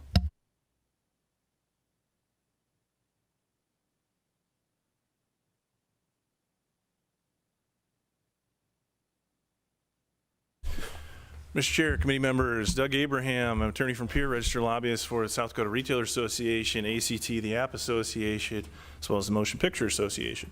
I feel like I should start with quoting the AG's office in a complaint they joined. Over the past decade, Meta itself and through its flagship social media platforms, Facebook and Instagram, has profoundly altered the psychological and social realities of a generation of young Americans. Meta has harnessed powerful and unprecedented technologies to entice, engage, and ultimately ensnare youth and teens. Its motive is profit, and in seeking to maximize its financial gains, Meta has repeatedly misled the public about the substantial dangers of its social media platforms. It has concealed the ways in which these platforms exploit and manipulate its most vulnerable consumers, teenagers and children. Now that's the first paragraph in the summary of the case in an action the AG's office joined on behalf of the state of South Dakota against Meta and its associated companies. So don't believe me, believe what under Rule 11's been signed as to be a good faith argument that it's true. And then I'll point you to, in the bill, Section 17. Here's the why this bill has come. It's not about protecting kids, because all those tools that you already heard about are already there for kids right now. Section 17 says a developer is not liable for a violation of this chapter if the developer relies in good faith on the contents of the chapter and complies with them. This is a get out of jail free on civil liability provision for Meta, for Grindr, for TikTok, for Instagram. And I have to ask, is that what you really want to do? Are we really giving a liability waiver to Meta, to Instagram, to TikTok, to Grindr? Because that's what this bill does. Now, I've handed out a couple of different things. One is a summary that was actually discusses back and forth between Meta employees that was disclosed during the course of litigation about how Meta was targeting under 12-year-olds. And that's stamped with the case that it was produced in, so you can know exactly where it came from. I'd suggest you should read that and you look at who's targeting children, who this will actually protect.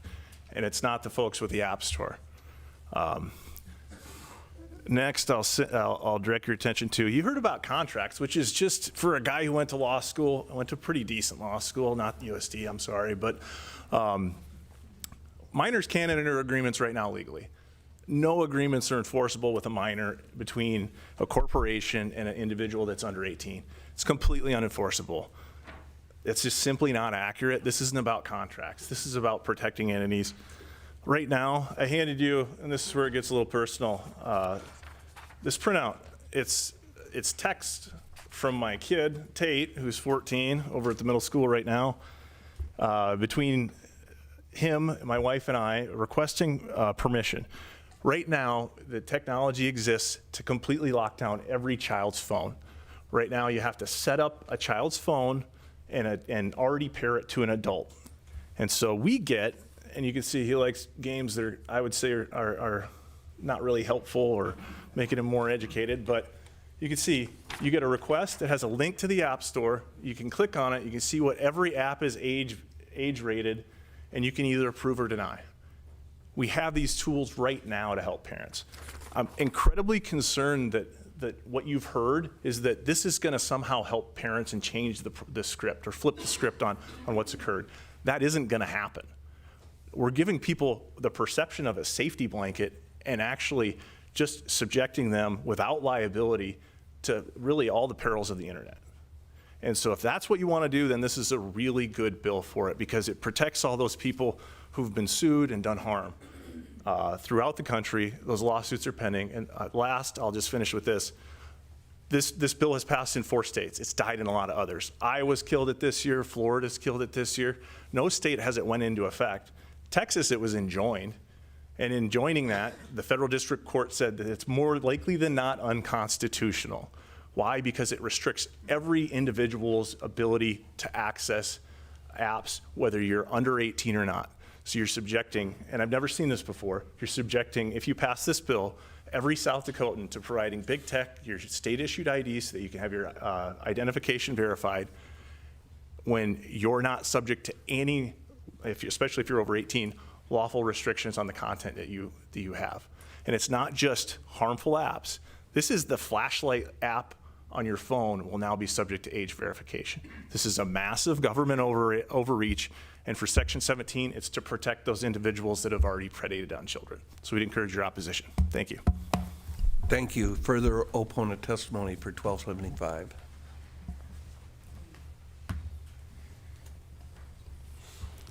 Good morning. Thank you, Mr. Chair, members of the committee. I'm here on behalf of Americans for Prosperity, registered lobbyist Jennifer Beving, and I'm also here as a mom of teenage children. I appreciate the intent behind HB 1275, but I have serious concerns about the approach. The belief that the government, rather than family, should be the primary decision maker is a dangerous path and one that AFP does not follow. First, this policy shifts decision-making away from parents, giving them a feeling that they're getting something, protections, when they can still approve these apps. Once those children get into those apps, all the same dangers are there. So it's not a real safety measure in that way. As a parent, I want the flexibility to be able to decide what apps my teens can use when and under what circumstances. I think this bill poses real problems for real South Dakota kids. An example is my children travel, they're under 18, they travel by themselves across the country, and they traveled internationally this summer. In a situation, they had a flight delayed and they needed to download in the middle of the night while I was sleeping a new flight app, a new airline app, and pick up a new ticket to get to where they were going to go. This would have been a real stopping point for them. They would have not been able to have, my 17-year-old would not have been able to do that if I was not awake to approve this app. Second, this bill relies on vague standards that push providers towards invasive verification tools. I don't think it's very clear how we're going to we're going to prove our age in this. When I was listening to testimony, no one could really tell, is it a credit card? Is it an ID? Is it a birth certificate? What about families who do not have credit cards, do not have an ID? What about children who are in homes where those parents don't have those things? What about children who are in unsafe homes and conditions? What about divorced parents? Which parent gets to make that decision? What about emancipated minors? Are they just no longer able to access the internet to pay their utility bill if they are renting an apartment or to get an Uber? How are these kids going to access the internet? There are constitutional and litigation risks, as you've heard. Instead of a one-size-fits-all mandate, as this would be, forcing all parents to opt into or be mandated to do this, we believe that empowering parents is the right way. There are already robust voluntary tools that parents can use, and that's what I use. I do look at my children's phones, and I do want them to have the freedom and permission to be able to make their choices as they're out and about. And again, I don't think that this bill actually saves children from the harmful content that are on these apps. Parents can apply that, hit that they are verifying that, and then the apps are still open to these children. So I would respectfully ask for a no on this. Thank you. Thank you. We are at 8.5 minutes on our way to 14, so further opponent testimony. I'd like to testify here via Teams, if I may. We're going with the in-room testifiers first.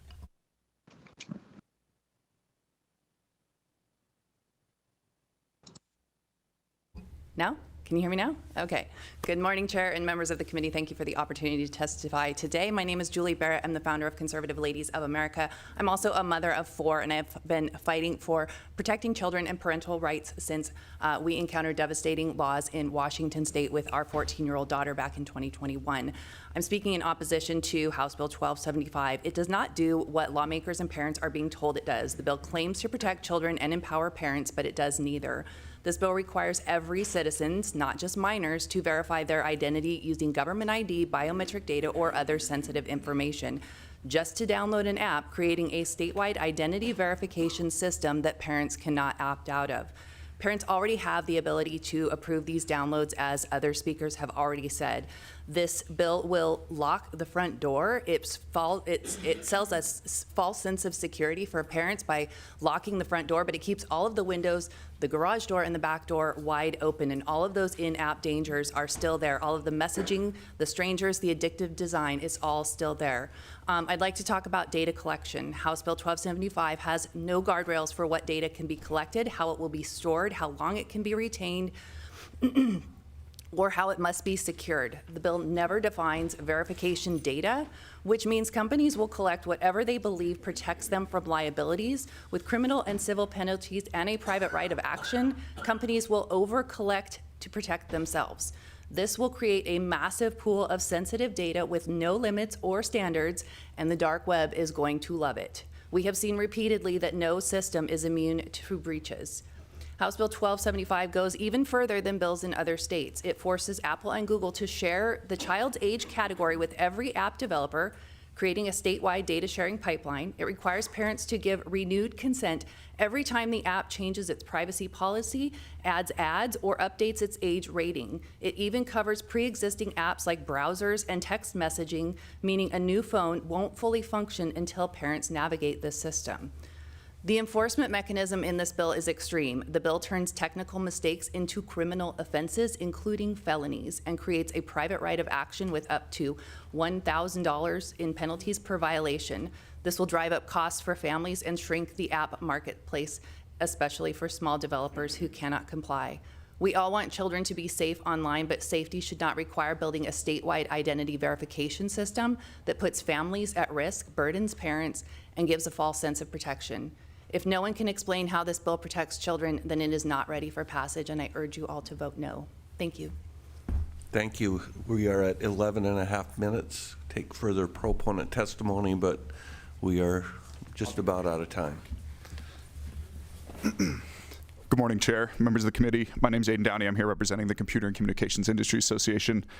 We share the goals of making the internet a safer place, especially for children, but we're here to oppose 1275 because it raises severe legal, privacy, and practical concerns. The bill faces significant constitutional hurdles by requiring age verification and parental consent as a condition to download apps. House Bill 1275 risks restricting access for everyone, adults and teens alike, to protected speech like news and educational tools. In fact, federal courts, as we mentioned in Texas, have enjoined similar bills. While we're concerned about government overreach, the state should also be worried about its ability to reach its own citizens. If a minor is away from their family during a flash flood or a tornado and tries to download the Code Red app, they'd be blocked if their parents are unable to provide verifiable consent due to outages or other factors out of their control. Sir, we are at 12 and a half, and we've heard some of the very similar testimony, so I'm going to ask you to please wrap Totally it understood. up to give This is just a chance. quick example, but in this example would place life-saving, constitutionally protected information behind a state-mandated barrier. As you mentioned, people have already talked about most of the rest of my testimony, so I just want to urge the committee to vote no on 1275. Thank you. All right, thank you, sir. We are into Me Too mode. So please be extremely brief. Yes, sir. Hello, committee. I'm Chase Coffey. I'm the Government Relations Director for the College Board. We're best known for administering the Advanced Placement Program. The Senate page is passing along some amendment language that we prefer. So we have a different issue than most of the people in this committee, or most of the people that have testified. Our issue is that if a student cannot get parental consent for the Blue Book app, then they would not be able to take the advanced placement exams. And so even though they've paid for the exam, studied for the more rigorous academic content, if they can't get parental consent, they can't use our secured testing app and would not be able to earn that college credit to go with them. So thank you. I urge you all to either vote no or consider the amendment. Thank you. Thank you. Thank you, Chair. It's Me Too's now. My name is Andrew O'Connor, the Entertainment Software Association, video game publishers, manufacturers, developers. We also rise in opposition to Me Too and echo all of the previous testimony. I've submitted testimony to the committee. Thank you, sir. So we have a number of folks online, which I'll allow you to weigh in and get on the record as a Me Too, but I can't take any more extended testimony. Please proceed, Heather Andrews. Yes, thank you, Chair, members of the committee. My name is Heather Andrews. I'm a mother of 4 and grandmother and advocate for parental rights and children's online safety.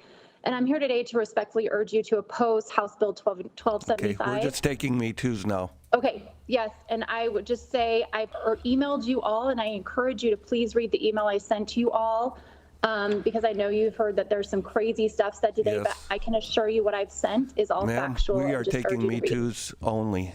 Me Too's Too. only. If you want to get on the record, if you start rambling, I'm going to shut you off. Amy Boss. Amy Boss with NetChoice. We are also opposed to HB 1275. Thank you. Thank you. David McGarry. Thank you very much for allowing me on, and I also urge you to oppose this bill. Thank you. Thank you, sir. Corey Marshall. Corey Marshall with the Chamber of Progress. We urge you to oppose HB 1275. Thank you. Rose Feliciano. Rose Feliciano here on behalf of TechNet. I sent a letter explaining our reason for opposition. Just Me Thank Too, you. ma'am. Thank you. Turner Lothel. Turner Lothel with the James Madison Institute. Me Too. Thank you, sir. Ben Gillenwater. I'm Ben Gillenwater with Family IT Guy, and I also urge you to oppose this bill. Okay, is there anybody else online that didn't sign up? I don't believe so. So at this time, we will close opponent testimony and we'll go to rebuttal.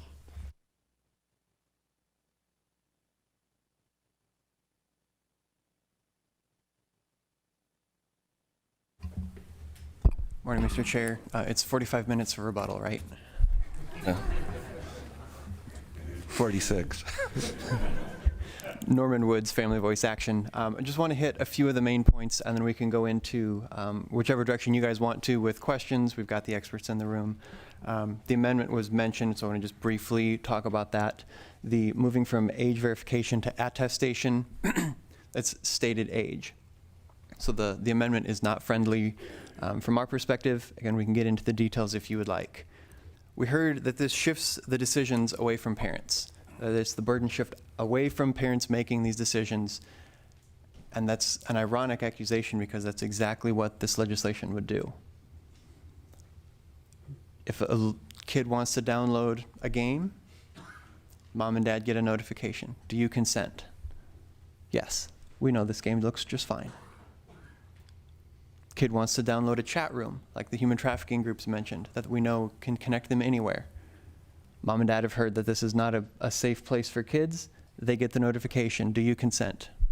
No, I don't want Johnny on that chat room. The structure we're building here places parents in the driver's seat. You've heard that, well, parents can already do these things. And some of them, for example, this is the manual for how to do the parental controls for Apple. So some of the things they're talking about, yes, you can go through this manual and figure some of them out. And then the parents are doing the work that the people developing the systems should have already done. We're putting the onus on the parents for the responsibility that was rightly on the people running these systems. And here's the deal. Yes, some of these parental options exist, but ask Melissa McKay about the email she got. She's here in the room. Ask her about the email her 12-year-old got right before his 13th birthday from Google. You're about to turn 13. Here's how you can walk through and unlock and undo all of those parental controls. So no matter how many hours the parent would have gone through to try and put safety guards up, to keep safety guards on, they literally said, here's how you undo them. You've heard the accusation that the bill keeps the windows open, but we've seen that some of these companies literally want to tell kids how to keep the windows open. This puts a foundation underneath it. They asked, well, what if the parents aren't around? Does it have to be just their biological parent? What are those situations that's provided for in the legislation?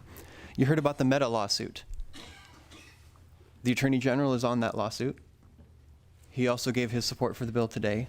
They're two separate questions. I can tell you it was quite interesting to be lobbying last year, for example. Meta said, yeah, we'll support the bill, which is like, okay, that's interesting. You're still shadow banning our page, but you know, what do they call it? Interesting bedfellows. If it's the right issue, it's the right issue. Along with that discussion was the Section 17 not liable. And here's where things have really been taken out of context. This is not blanket, you're not liable for anything that happens. It specifically says, you're not liable for what's in this chapter, for the requirements placed on you by this chapter, which is check the age. So if an app developer receives a signal that is incorrect, the person who made the app is not liable for the fact that that information was incorrect. That's commonplace. The app developer, the person with the app, was relying on good faith on the information sent to them. They shouldn't be held liable if somebody else made a mistake. That's commonplace. It was said that these contracts aren't enforceable anyways. Well, if the tech companies are acting like they are and doing all of their, quote unquote, holding up their end of the deal, taking all the data, taking all these permissions, acting as if they were enforceable, the only way you could argue they're not enforceable is if parents lawyer up and try to go fight billion-dollar companies and say, hey, you can't enforce this contract that you entered into with my 8-year-old. That's the only world where you could argue that they're not enforceable, if a parent lawyers up to go fight a billion-dollar company. We heard that every app is already age-rated, and so this is already fixed. But here's the problem. With those age ratings, it's about a 2-minute process, and there's no safeguards on it. So if somebody wants to create an app that clearly has adult content on it, and they rate it as safe for 12-year-olds, there's no mechanism to go in and fix that. That's one of the key pieces of this legislation, is when mom and dad get that notification, do you consent? It has the age rating on there. believe this is safe for 12 to 14 or whatever the age range is. Because right now, those are completely self-reported. There's no mechanism to make sure that they're accurate. Again, that places parents in the driver's seat. You got the notification, do you consent? And here's a little bit of information that you can probably trust about what's on this app. And then finally, we hear this all the time. This is going to require you to upload your ID, and there's going to be a database. That's simply not true. This morning, you heard two different claims. One, that you will be required to upload your ID, and there will be a database. And then you also heard it's really vague. We don't actually know what you're going to have to do. The requirements on how you verify age, we left that to be flexible, commercially available. There's zero knowledge proofs. There's the credit cards that were mentioned. I can text you a link. There's one of the companies somebody sent me. They have like 14 different ways that they go to verify age. There is no requirement to upload your IDs. And this is actually where the free market works in our favor, because people want their data protected. Companies want a fast process. Both will choose the streamlined option. So I hope that dispels a lot of the questions. I'll leave you with this, if the pages could hand this out. That's a recent document from Apple in some of the states that this has passed, basically saying, hey, here's the tools that we've already developed. It'll be available to you developers soon as we roll out the requirements of the legislation that's before you in these other states and countries that are past it. So we'd ask for your support. Thank you. Thank you. We'll now go to committee questions. Are there any questions from the committee? Senator Carr. Yeah, I'm getting started. My question is for Ms. McKay.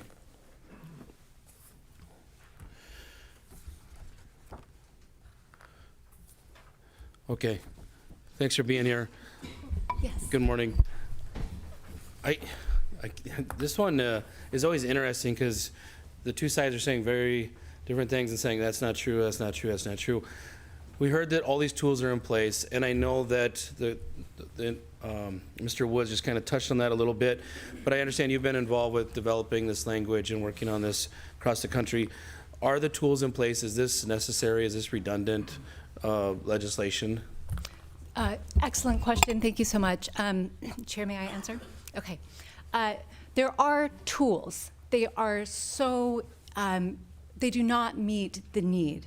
What we are talking about is we need tools that allow parents to actually consent to complex contracts for every contract that is presented. They don't offer those.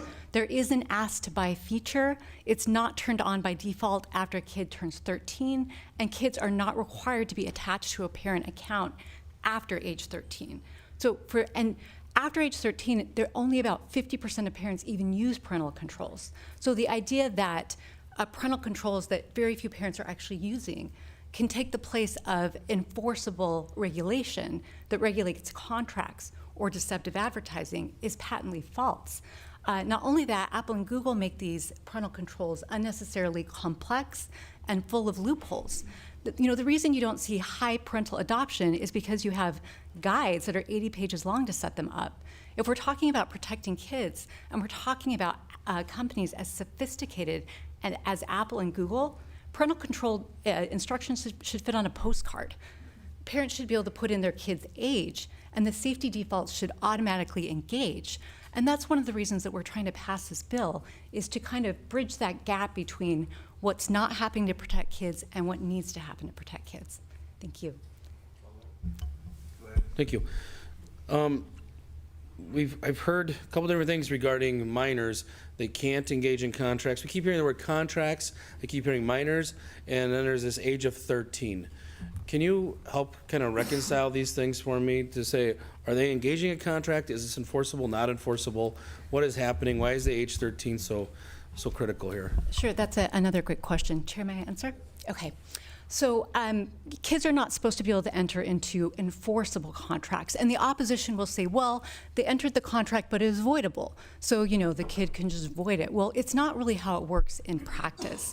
So every time a kid downloads an app, they're essentially agreeing to what is called an adhesion contract, which means that they're agreeing to all of the terms. They don't even read them. They don't understand them. and it's a one-sided contract, meaning they can't negotiate for themselves. Buried in those 50-page contracts, there are things like liability waivers, data collection, stuff that no child should be asked to agree to, and yet app stores are brokering these constantly. And then they say, oh, they're voidable. Well, then let's look at what has actually happened in legal practices. So I don't know if you've followed the character AI suicide stories.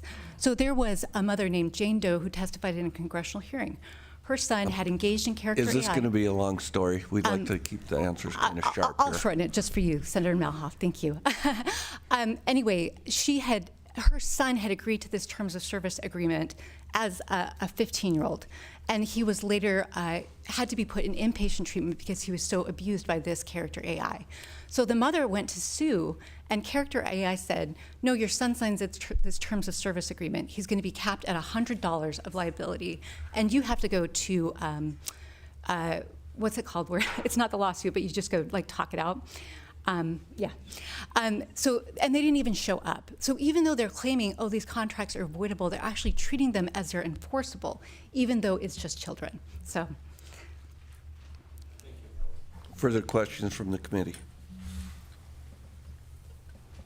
Senator Pischke, did you have one? Yeah, I have some questions. Great, love to. For me or someone else? I'm going to start with Mr. Gamer. Okay.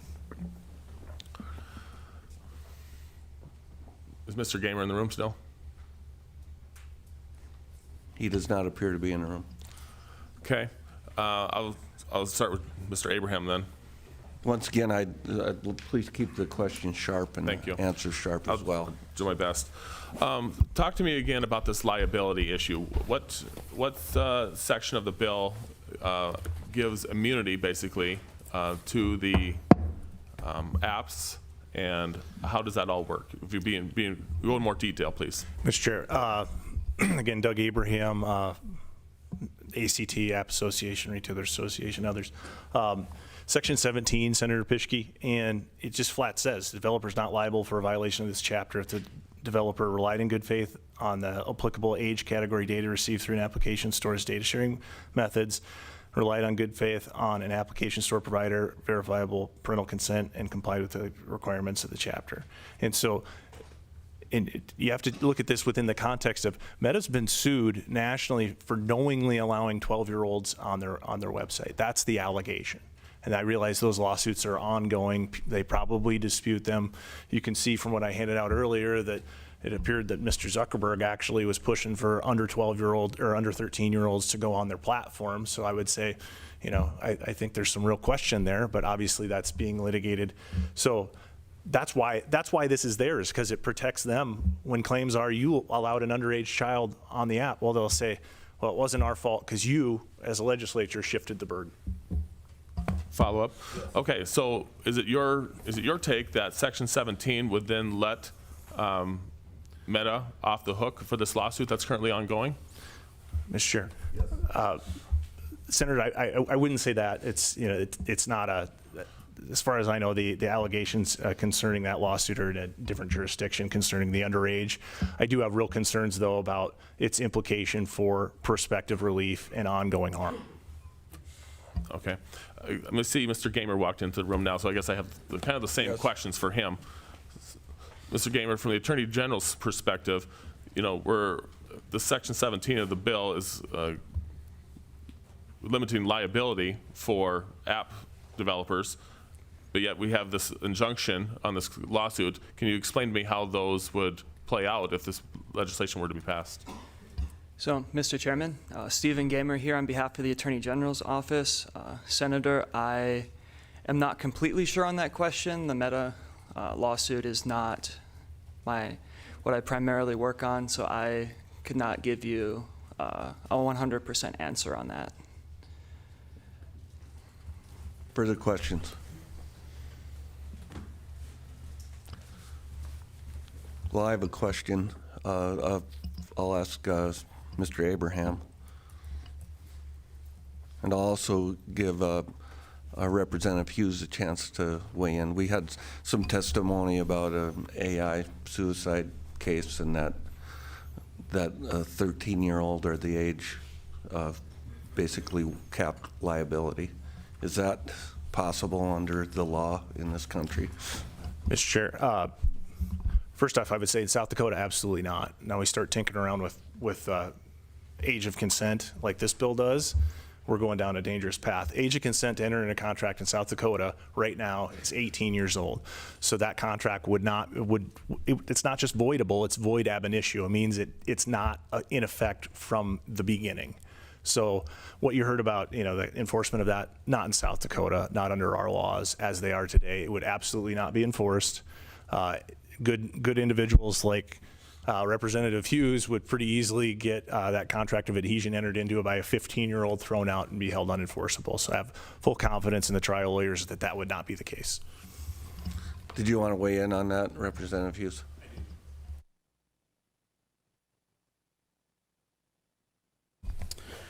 John Hughes, District 13, Representative. Well,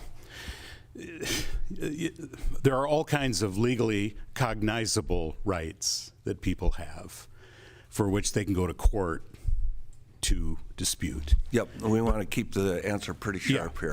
In this case, the expense and the time of going to court to declare a minor's contract void would be absolutely prohibitive. It'd be thousands of dollars. Just the technical evidence that you'd have to present to the court, you'd be required to have an expert witness to explain the technology to the judge.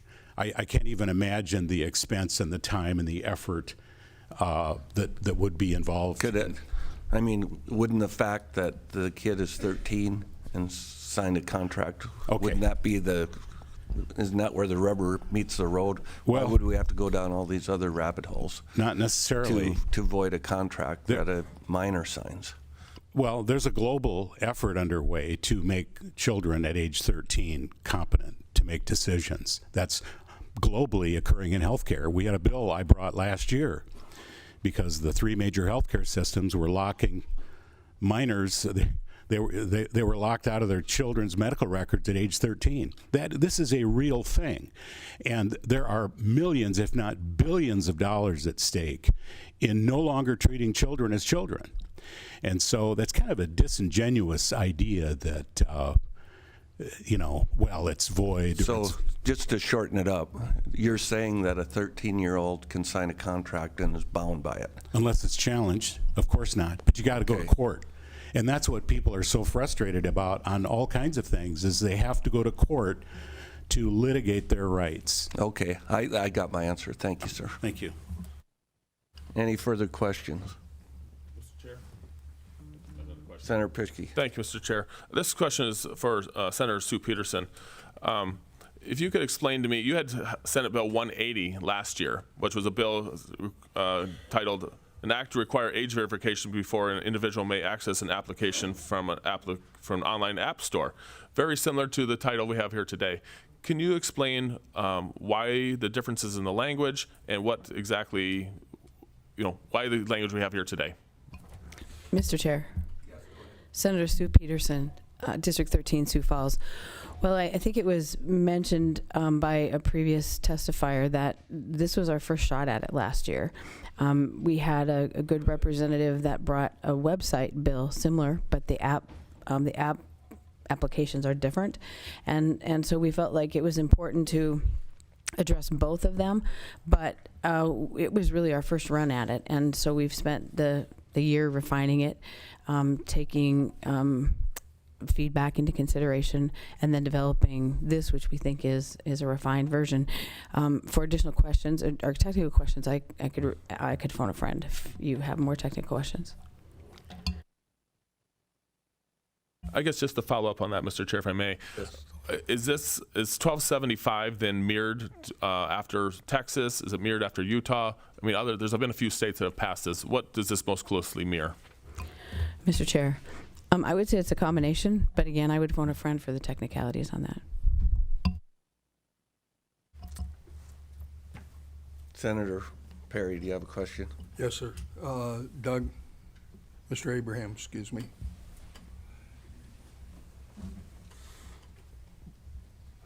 One of the statements that's been made is that this is government overreach. Can you explain that? Mr. Chair, thank you, Mr. Perry, again. Doug Mr. Abraham, that's very open-ended. I Please try to keep it sharp. I will.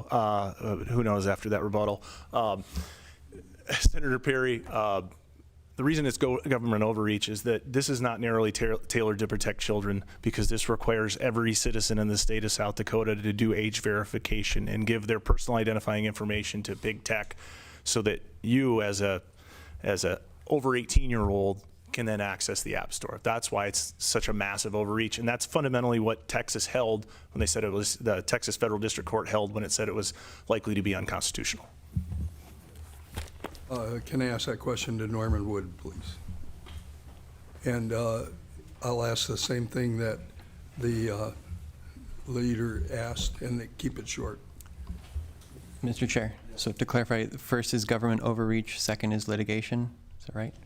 So to the question of government overreach, I would say it is in your interest. If these contracts are supposedly so voidable and so incorrect, why are we allowing them to be entered into in the first place if we have the capacity to put that gate up?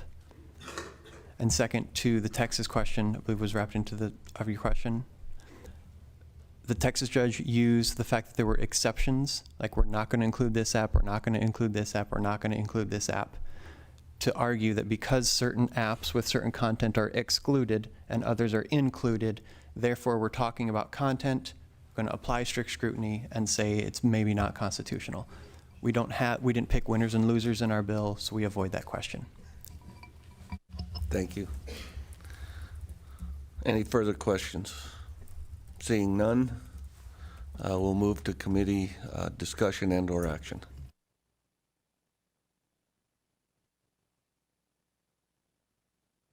Is there any discussion on the bill? Senator Voigt?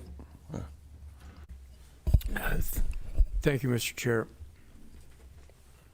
I think the elephant in the room may be about money. Talking about 13-year-olds and 18-year-olds and accessing them and what the market is available out there. Right now it's 13 to 18 without any responsibility or consequence for that market that's being distributed to those kids. I think we're being naive if we can't figure out how to make or to accountability with parents in terms of from 13 to 18, because that's the law. We are abusing and neglecting our most important, valuable resource out there. That's the kids we've been blessed with. And if we're going to legalize, yet for the benefit of money, I have a real issue with it. Further comments or discussion? Senator Perry. I see the purpose of the bill is to create real protection for kids in the digital world. That's what is being said. And I'm hearing arguments both directions. A good friend, I phoned a friend, and they said that this will give Meta, Pornhub, and Grindr complete control of all people's data. It'll track everyone. There's a lot of things in this particular bill that are causing great concern, and I'm glad that we're going through this. I think we're all learning more, and I'm really not sure what the outcome will be, but I think that we're growing close to get to that point. Further comments and/or action? Senator Larson. Motion for the 41st day. We have 41st day motion. Second. By Larson, second by Dybert. Comments on the motion? Sure. You know, this is such a difficult issue, and I think that this is a really, really good part of the conversation that we're having as a state to protect our children. I think that access to the internet and apps and smartphones is fundamentally changing the landscape in a mostly negative way for teenagers. And, you know, I'm reminded of the fact that in Australia, they just banned all social media for kids under 16. I think we have to understand how this is a public health issue. At the same time, I think with the litigation that's going on, with the sort of details that still need to be worked out technically, I don't think this is the exact right fix for it. And I think we should let things play out a little bit in other states and develop a little bit more before we go into something like this. So that's why I made the motion. Thank you. Further comments on the motion? Seeing none, Senator Jensen. Just quickly, I'm going to reject the motion. Doing nothing just keeps us in the same spin cycle. I think this is a reasonable attempt. I know there's a lot of issues. I remember back when we passed age verification for adult content. As far as I know, there hasn't been any issues or problems or lawsuits. I think we should move forward with this, not kill it. Further comments? Mr. Chair? Yes. I'll make a few comments. I'm really conflicted here. I mean, obviously, I want legislation that protects children from bad things, right? I never want to be pegged as someone that's not wanting to protect kids. I just have some real concerns here, about the liability issue. In essence, I'm still not clear. I didn't get a good answer from the Attorney General on if they're going to release them from all the liability that they're already enjoined in another lawsuit on them. And I can't get an answer on that. And, there's just so many unanswered questions. Other states that have passed this are still in litigation. We don't know how that's going to end up. That's not the same as we had when we talked about the age verification on pornographic sites that we passed. That was very narrowly tailored. This is much wider, and I'm not so sure that we're just going to throw ourselves into litigation here and get thrown out. So I have some deep concerns with the legislation. I just don't know if it's quite ready. So thank you. Okay. I'll just say that I was on the summer studies / task force a couple of years ago where we looked at this, and that task force recommended not to go with the App Store version of age verification. And I do have a lot of concerns of basically transferring liability. If an app developer or a website is producing things that is harmful to children, then they ought to be the ones verifying the age and making sure that it's not being provided to children. And to transfer that responsibility to a third party, I just think my gut tells me that's not the right thing to do. So I'm going to vote yes on the 41st day motion. And with that, I'll ask the secretary to please call the roll. The motion is 41st day by Larson, second by Dybert. Please call the roll. Senator Dybert. Aye. Jensen. No. Carr. No. Kolbeck. No. Larson. Aye. Pischke. Aye. Voigt. No. Perry. Aye. Melhoff. Aye. Mr. Chairman, we have 5 ayes, 4 nays. House Bill 1275, the 41st day motion, having received a majority of the votes, 1275 is hereby declared lost. We'll move on to our next item, which is House Bill 1209, to require employment verification eligibility through the E-Verify program and to provide a penalty thereof. Do we have proponent testimony on 1209? Welcome, Senator Nelson. We're going to limit this to 10 minutes maximum. Good morning. Thank you, Mr. Chair, committee members, State Senator Lauren Nelson, District 18. I am the prime sponsor for this bill on the Senate side. I am here to introduce the House sponsor, Representative Garcia, and I'll do this. Whatever she says, I'm me too. Thank you, Senator Nelson.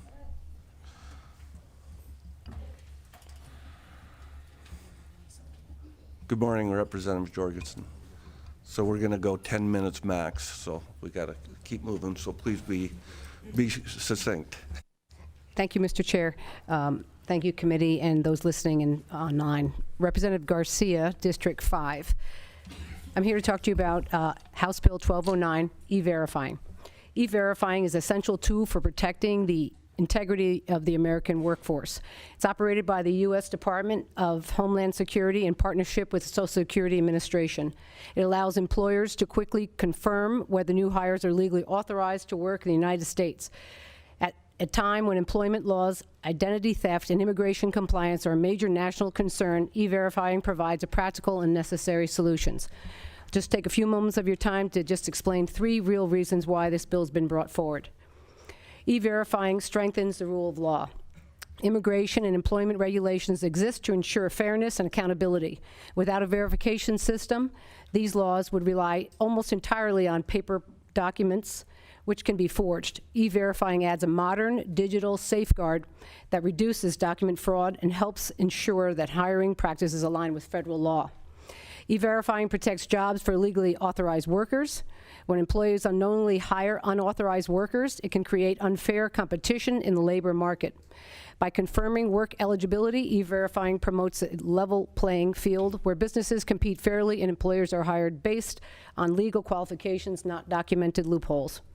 The system benefits employees. It benefits employers. It's fast, it's free, and helps businesses avoid cost, fines, and legal penalties.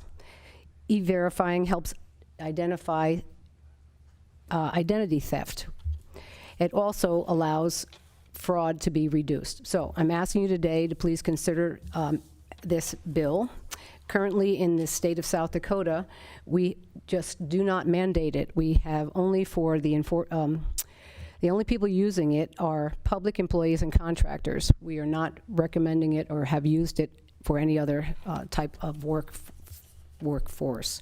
So our state has the authority to mandate E-Verifying, and I'm urging you to exercise it. Thank you. I'll stand by for questions. Senator Dibert, I'd like to move 1209B, the amendment, please. Representative, would you like to talk about that amendment before we May I have take one action moment, on Mr. it? Chair, to look at this? Yes. Would you like to explain what I was waiting for a second. Okay. Okay, thank you. Yeah, I could, while she's looking, I could give a nutshell on it, if I may, Mr. Chairman. The amendment exempts businesses with 50 employees or less. It aligns with federal law now on exemption for small business. It also protects employees who should experience government shutdown or the system fails. In Section 1, the amendment does that. And it gives a timeline to catch up with that shutdown. And the 20-day timeline also allows from the initiation and if there's a shutdown. Section 2 of the amendment increases the threshold for investigations of the AG's office. Investigating every single report, true or not, would be expensive, so this makes it less time-consuming and less waste of money. Section 2 also clarifies the interaction between the businesses and third-party employees. So if you hire a subcontractor and they're in violation, you're not liable. So it's just adding a little detail to the bill. Okay, Representative Jorgensen. Mr. Chair, committee, thank you. You know, I actually do like the amendment. I just have one little flaw on the 50. If we could negotiate that, if we could make it 25, but I do like that you have, I do like it. It complements the bill well, and I think that that's a friendly amendment, yes. Thank you, Representative Garcia. I'm sorry, I misnamed No problem, you, Chair. So. Okay, so we have a motion to amend by Senator Dibert, second by Senator Colbeck. All in favor say aye. Aye. Opposed, the same. So we are now dealing with House Bill 1209 as amended. Any further proponent testimony on the amended bill?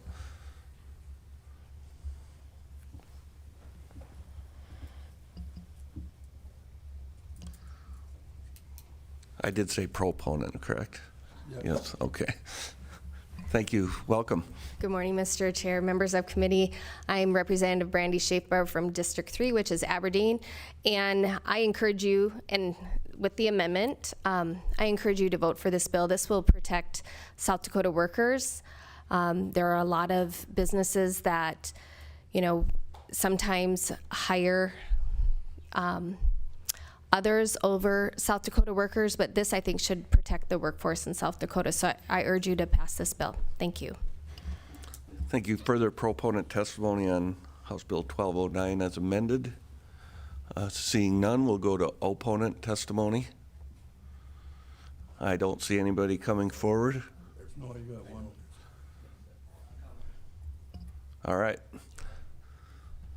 You got 8 seconds. Mr. Chair, members of the committee, Mike Bacher, and the Economic Development Professionals Association of South Dakota. After seeing the amendment this morning, we're not completely opposed, but we don't completely love it either. I'm just going to point out a couple things here. First off, did a lot of research after this bill came through the House, visited with a number of states, my counterparts in other states, that have this in process right now. Found 4 other states that currently have it like a blanket. Everybody has to use it. What I found to be interesting is that those states and also 7 others, so 11 in total, are currently either in process or will be in process in their session this year, looking to fix some challenges that have come up. And the challenges vary from state to state, but there are a couple of those challenges that are very similar. And I'll point a couple of those out. One is depending upon whether or not you choose to make this blanket, or now we've got it at 50, a number of businesses, when they've gotten to a certain point, i.e. the 50, they have stated that they've had issues, challenges internally with departments trying to hire, not hire, et cetera. Now, I will caveat that those states tend to be border states. So they are seeing issues that I believe that's what Representative Schaefbauer was getting at is, you know, they have probably some illegal immigrants, maybe at a little higher level than we do, and they're trying to work through that. How do you work through that? What does that look like? And that could potentially be a challenge. The other thing that you have is, you know, training on this. You get on, it's pretty simple. It's pretty simple, easy to use. It's not overly restrictive, et cetera. But how do you get the word out? These other states told me that they've had significant issues and challenges with getting the employers to actually use it, and there's no real enforcement mechanism. So the only time you find and are able to find any sort of challenge or issue is when you have somebody come forward and make that known. There's just simply not enough people that exist. In this case, it would be the Attorney General's office to go out and enforce this across the board. I think I'd like to also point out something that didn't get changed in the amendment, and that also has to do with the enforcement structure. We still have a pretty loose enforcement structure here.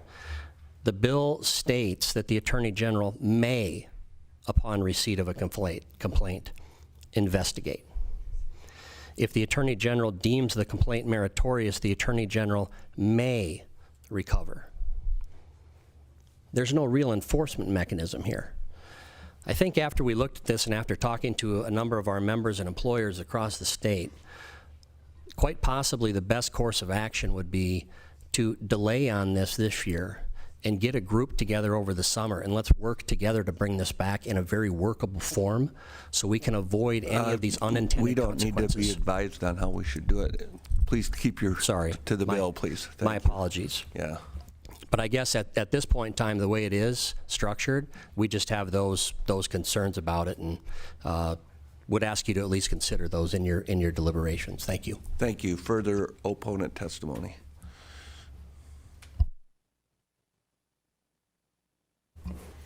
Good morning, Mr. Chairman, members of the committee. Nathan Sanderson, South Dakota Retailers Association. We have lots and lots and lots of small businesses around the state, thousands. Certainly, the amendment puts this bill in a better form. The thing that we're still doing, though, is we are putting a new mandate on businesses in the state of South Dakota. This isn't solving problems. This isn't fixing anything. It's a way to create a more workload for small businesses. Again, I'll say the amendment is certainly a significant improvement, but this isn't the way that we do business in South Dakota, and we urge your opposition. Thank you. Thank you. Further opponent testimony.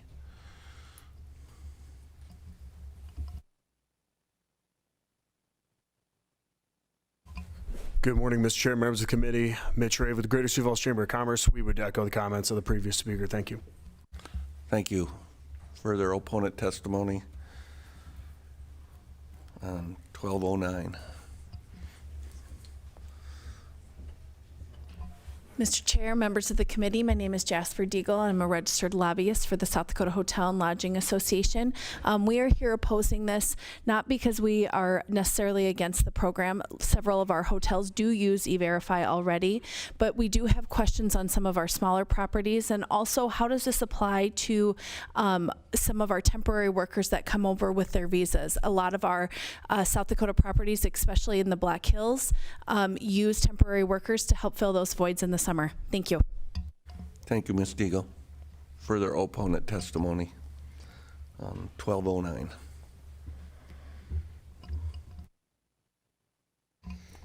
Mr. Chair, members of the committee, my name is Brenda Foreman. I'm a registered lobbyist for South Dakota Dairy Producers, and we would like to say that the amendment does improve the bill. We like some of the changes with that, but we still do have a few concerns that have been mentioned earlier on the mandate and additional layers on businesses that do use E-Verify at varying times within the state already. So with that, we would ask for your opposition. Thank you. Thank you. Further opponent testimony on 1209. Mr. Chair, members of the committee, Liv Stavik, Executive Director and Registered Lobbyist for the South Dakota Agribusiness Association, would echo all of the previous comments. Amendment makes it better. Still oppose the bill. Appreciate your time. Thank you. Further opponent testimony. Seeing none, I don't believe we have any online. We'll go to rebuttal. Representative Garcia, welcome back. Thank you, Mr. Chair and committee. Well, I'm quite honored. This was similar to the House when I presented it in the State of Affairs of the House. Similar opponents. I just want to address the amendment actually does clarify a lot of what was discussed. So the first question was, how would we implement this? It's just everify.gov, and you can do a memorandum of understanding when you sign somebody up. It's as simple as that. It's interesting that people don't want to do it. This is, we're Americans. This is the way we should be doing business. We should be verifying things and be very proud to be who we are. So I think that the amendment actually addresses that. I do like that, Senator. Thank you. It says here on the AG, there was a question on the AG, how would he implement it? Well, when you put in the amendment, it actually gives more detail as to how that would be investigated. So I do think that answers that question. And I just think that people don't like change, but this is something that is free, it's common sense, and it protects the American workers and supports federal enforcement and keeps our communities safer. So I would really ask a pass on this. Thank you. Thank you, Representative Garcia. We will go to committee questions at this time. Senator Larson. Question for the prime sponsor. Just a question here. Currently, what is the verification? I'm trying to compare what the verification process currently is for employees, which I know employers are supposed to verify the person's ability to work in the United States at the point of hiring. I guess I'm trying to figure out if this is duplicative or not. If they're already going through this process, does that not make them go through the process twice in a way? Mr. Chair, thank you, Senator, for the question. So currently now, depending on the HR of where the person works, they do a paper process. So this is more of uploading the same documents, your I-9, your A, B, and C forms, and just 3 seconds can give you the information you need. So it actually is quick, easier, and a great way to track for the HR department as long as the employee is employed. Hope that answers your question.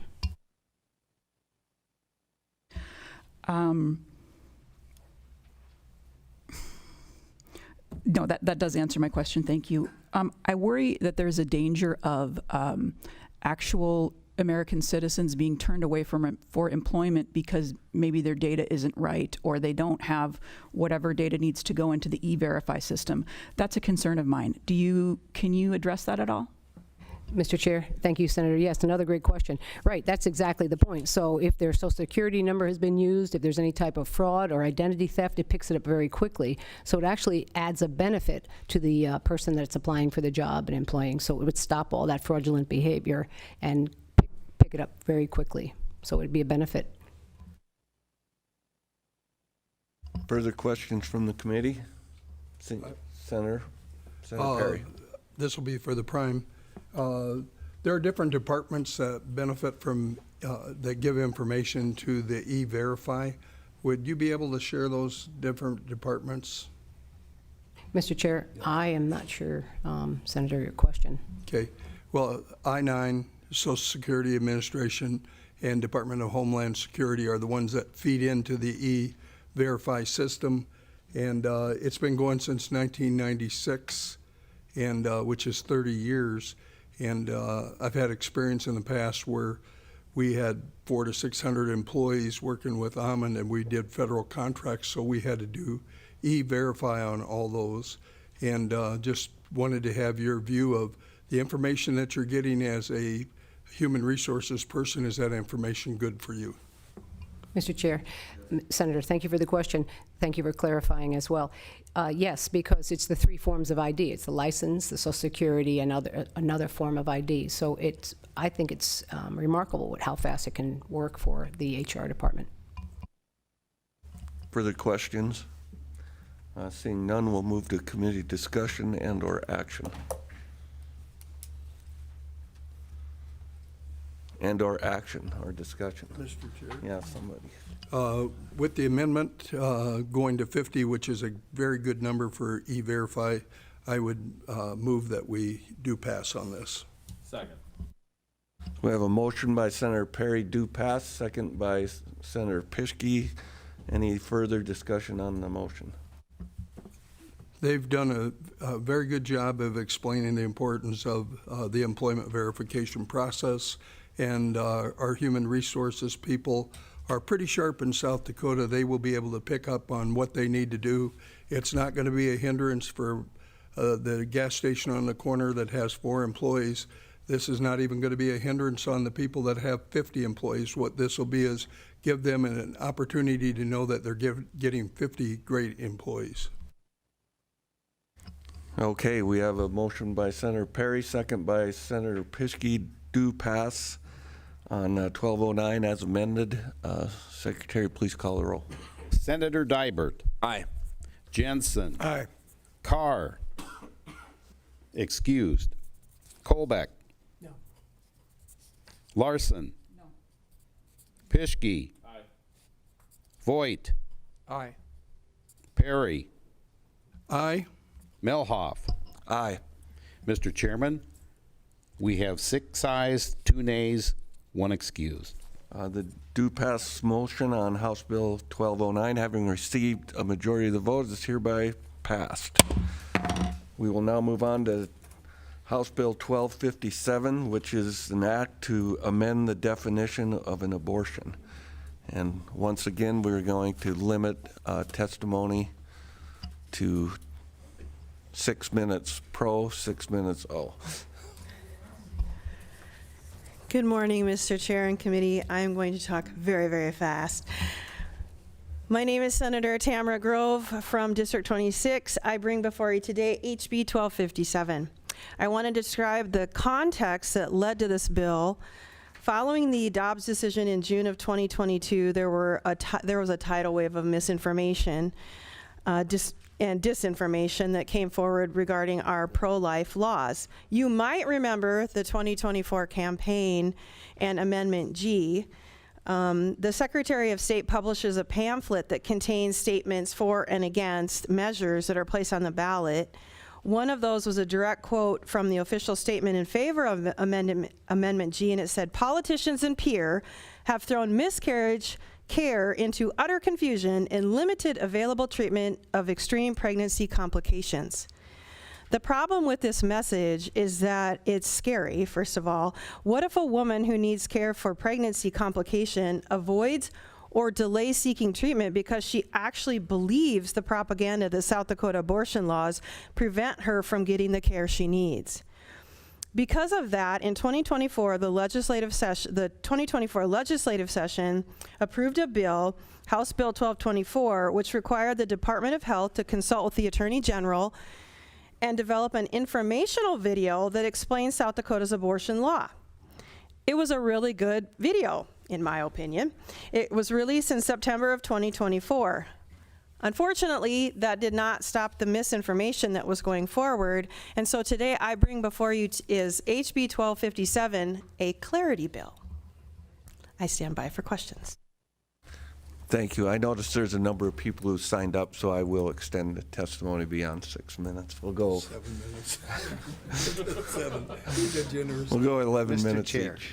But please try to keep it sharp. Thank you. Yes, thank you, Mr. Chair. Members of the committee, I'm Leslie Heineman, District 25 Representative, Moody and Minnehaha counties.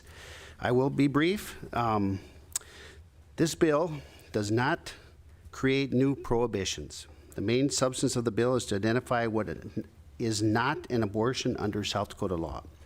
When we did develop the original bill, we did have some difficulty reaching agreement, mostly on definitions. After working with the stakeholders, we returned to our original statutory definitions while adding clarity. To that point, HB 1257D as amended clarifies what is not an abortion under the law. It provides that the term abortion does not include treatment for miscarriage, ectopic pregnancies, or any medical treatment that results in the accidental or unintentional death of an unborn child. This helps correct this misleading information my previous speaker had mentioned about. I believe these changes will help clean up the misinformation that exists, and I ask you to support House Bill 1257D as amended with a green vote. Thank you. Thank you, Representative Heineman. Further proponent testimony on 1257. Say that again. Is there Dr. Scott online? Proponents would like to hear from you at this time. Please proceed if you're ready. Yes, thank you. Chairman Odenbach and committee members, thank you for allowing me to participate in this hearing on HB 1257. My name is Dr. Ingrid Skopp. I have been a board-certified obstetrician in Texas for over 30 years. I also perform research and provide expert witness legal testimony as the Director of Medical Affairs for the Charlotte Lozier Institute. Although South Dakota's current law is clear, and there should be no confusion about what it allows, lack of guidance from medical organizations and fear-mongering from pro-abortion media have left some physicians confused, which may potentially lead to delays in necessary treatment.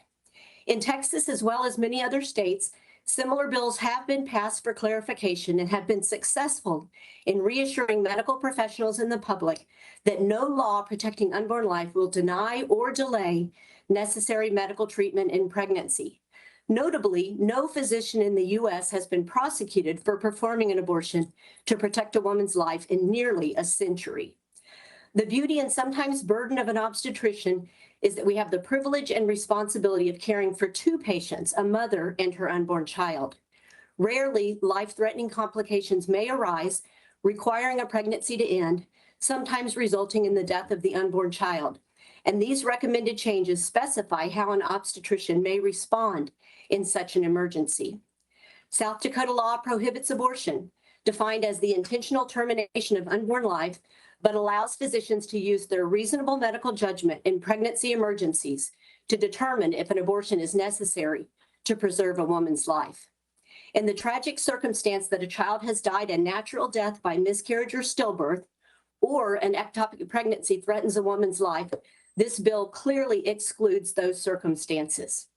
Thank you for the opportunity to speak to you today and for your help in clarifying that pregnant women experiencing emergencies can receive quality health care in South Dakota. Thank you, Dr. Skopp. Is there further proponent testimony on 1257? Good morning. Good morning, Mr. Chairman, members of the committee. I'm Michael Pauley, Director of the South Dakota Catholic Conference, representing the Catholic Bishops of South Dakota. We urge your support for House Bill 1257. And as you've heard from some of the previous testifiers, since the Dobbs decision was handed down in 2022, numerous states that have strong pro-life laws have amended their statutes to add language similar to what you see in House Bill 1257. And you can see this, for example, if you look at our border states, for example, North Dakota, Wyoming, Nebraska, and Iowa, all of those states you can find language similar to what is before you in House Bill 1257 to just make it clear that treatment for miscarriages and ectopic pregnancies or accidental fetal deaths due to medical treatment are not considered unlawful abortions. We think that this is a good bill that will help protect our pro-life laws from what I would like to characterize as weaponized claims of confusion. And for those reasons, we respectfully urge your support for House Bill 1257. Thank you. Thank you, Mr. Pauly. Further proponent testimony on 1257. Good morning. Good morning, Mr. Chair and committee members. Dale Barcher, registered lobbyist with South Dakota Right to Life, and we do rise in support of HB 1257, a simple but very profound piece of legislation before you today. South Dakota Right to Life has always emphasized being pro-life means caring for both the child and the mother. Support her, protect them is one of our mottos, movements for our movement, our pro-life movement in our great state. We believe that misinformation is dangerous, and thus we would ask your support of 1257.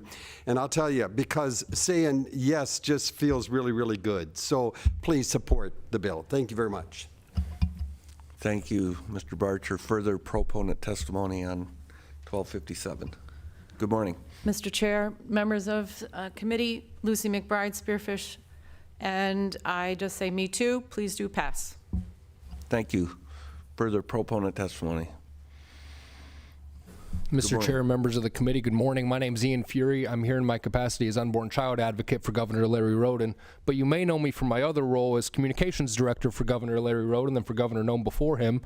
In that role, I've seen a lot of arguments made, a lot of points made in the media, some good, some not so good, and some utterly in bad faith.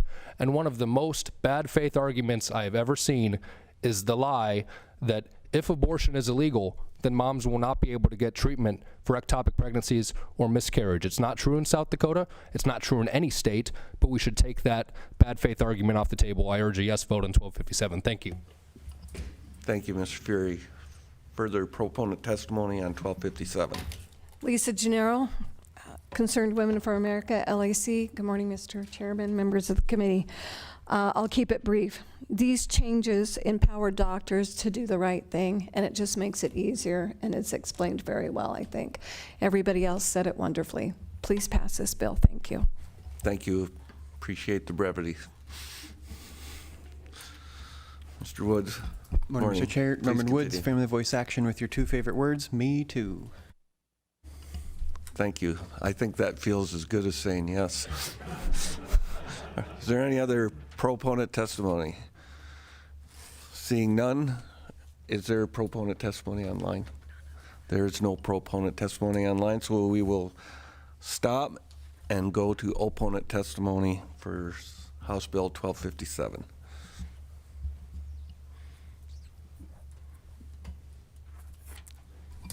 And we'll give opponents 10 minutes as well. Okay, thank you. Good morning, Mr. Chair, members of the committee. My name is Lindsay Ryder-Rapp. I'm a registered lobbyist for the South Dakota chapter of the American College of Obstetricians and Gynecologists.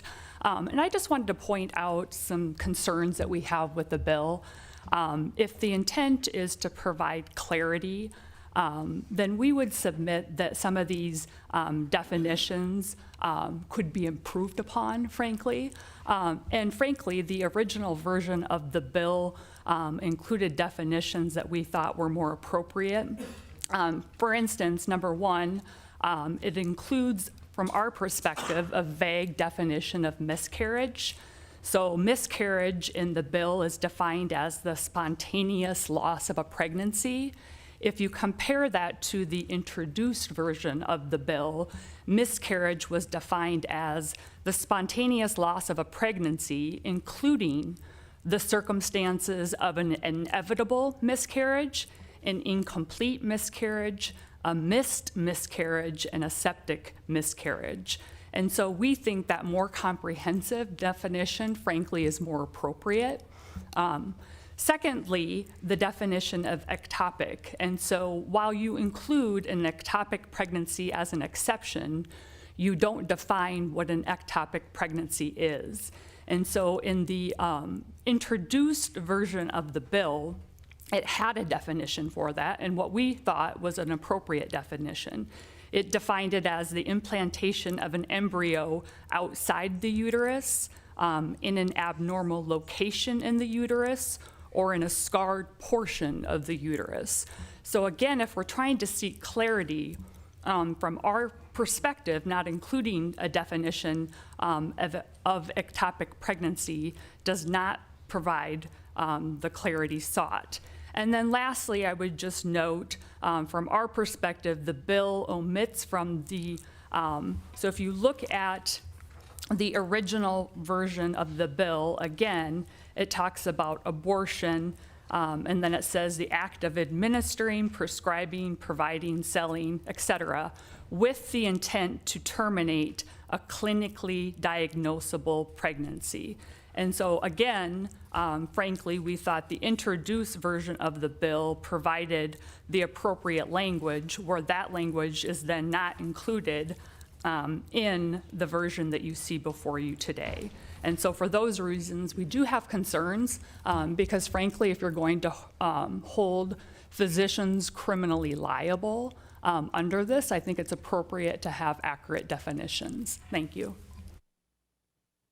Further opponent testimony on 1257. Mr. Chairman, I do have a handout if I could ask a page to circulate it. Good morning, members of the committee. My name is, Mr. Chairman, members of the committee. My name is Justin Bell. I'm a registered lobbyist for the South Dakota State Medical Association. My comments are going to be similar to the prior opponents' testimony. I do want to say that I did appreciate working with the proponents on this legislation. We had some very significant concerns with the original proposal of this, and a lot of those were addressed. I want to talk a little bit about the process of how we got here, though, today.